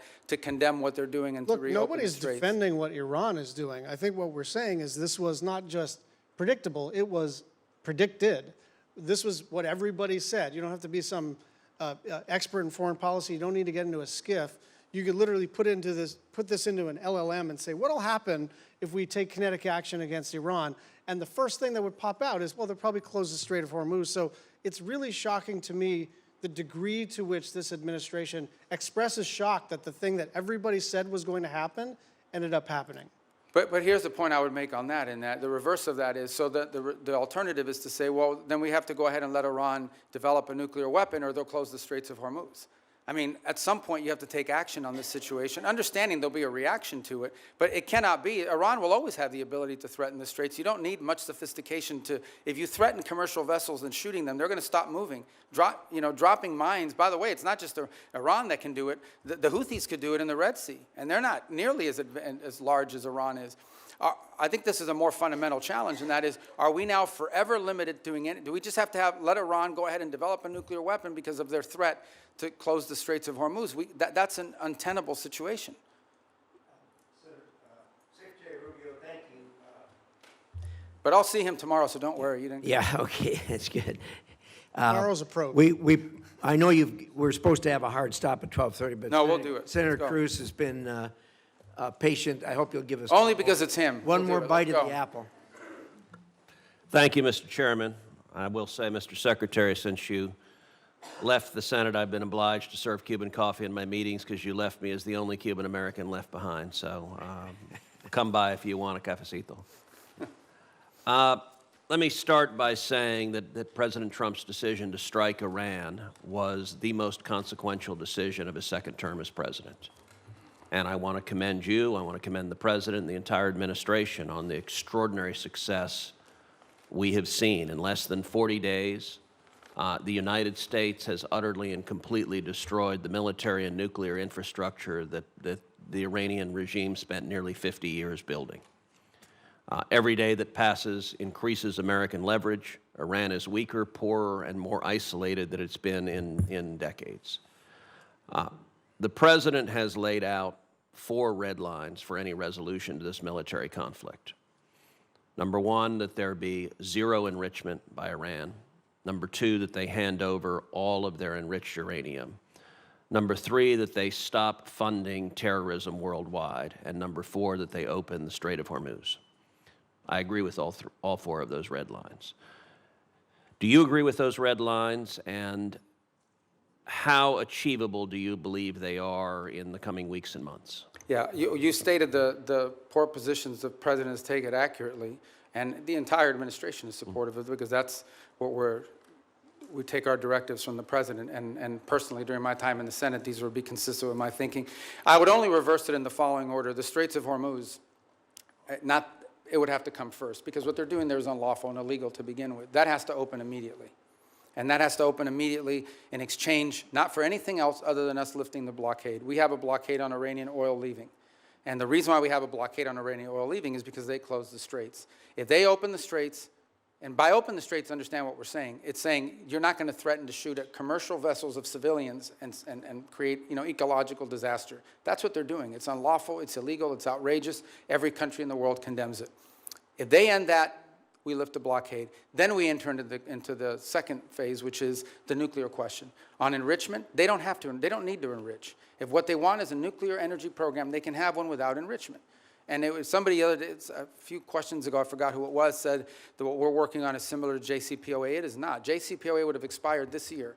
And it allowed them to keep all the enrichment equipment that they needed. And clearly that equipment could get them to 60 and 90% because they've done it to 60%. As a result of it. So it would have to deal with that question. And it would have to deal with the highly enriched uranium that they currently are in possession of. There's no reason to have, the only reason to have 60% enriched uranium is to turn it into 90% enriched uranium and put it into a weapon. So those remain, and on the sponsor of terrorism, absolutely. To the point where I would argue, for example, it's one of the interesting things that's happening, and I know Senator Shaheen has a great interest in Lebanon. It's one of the most ironic situations in the world. The Lebanese government and the Israeli government could do a peace deal tomorrow. Israel has no territorial claims in Lebanon. And Hezbollah is in particular, in fact, Hezbollah has called for the overthrow of the current Lebanese government. The impediment in Lebanon is the fact that Hezbollah has embedded itself into that country and is the reason for all the suffering that's happening there right now and all the suffering that's historically happened. Entirely funded, entirely controlled by Iran. There is no Hezbollah without Iran. There is no Hezbollah without Iran. I mean, there might be a political movement with ideology, but they don't have a bunch of rockets. They don't have a bunch of weapons without Iran. They are a complete, total proxy of Iran, and that's the kind of activity that needs to be. I want to come back to Hezbollah in a moment, just focusing for a second on Iran itself. For some time, I have urged the administration, I've urged Israel to arm the protesters in Iran. I don't think it is fair to expect the Iranian people to stand up, protesters to stand up with rocks against soldiers with machine guns. Are we arming the protesters, and should we be? Yeah, I'm not aware of any program to arm civilians in Iran to overthrow their government. I mean, there may be other countries doing it or other elements, but certainly not the U.S. government. All right, let's go back to Hezbollah. So you spoke with the Lebanese president, Joseph Aoun, over the weekend. You know, the State Department sent out an email to journalists shortly after your call in which the State Department, a spokesperson, said, quote, Iran wants to prolong the conflict in Lebanon so it can claim credit for saving the day. I have to admit that didn't strike me as accurate. I don't think Iran wants to keep the conflict going in Lebanon. I think they desperately want Israel to stop killing Hezbollah. Do you agree with that? Yeah, I think the point I was trying to make is that we are trying to view the Lebanon-Israeli talks as separate and distinct from Iran. And what Iran wants to do is mix it all together. Because Hezbollah is not legitimate. There's a government in Lebanon. That's who we're dealing with. And Hezbollah is not their equal in terms of who we're going to be dealing with or who needs to be in charge. So the point we're trying to make is that is what Iran is trying to stymie. They are trying to stymie any effort in which Israel and Lebanon can work together and prolong it so that if an arrangement is reached at some point in the future, they can claim credit for having forced it through leverage. And that's why you see, for example, Hezbollah agreed to a ceasefire about a week ago and then immediately violated within hours. You would agree every Hezbollah terrorist that the IDF kills makes America safer? Well, Hezbollah is a danger to the United States. There's no doubt about it. I think the question is, how do you do that? And how do you achieve the objective of demilitarizing and defanging Hezbollah while at the same time strengthening the legitimate government of Lebanon, and particularly the president and others? That's been the challenge there for a very long time. That remains the challenge now, of course. The capabilities of the LAF are not where they need to be. But there are also elements within the LAF that are not who they need to be because they facilitate in some cases and cooperate with Hezbollah. So it's a very tricky situation. But I point you back to two things that have happened in the last few months. Number one, the Lebanese government expelled the Iranian ambassador. because of Hezbollah. The Iranian ambassador says, I'm not leaving, and you can't make me.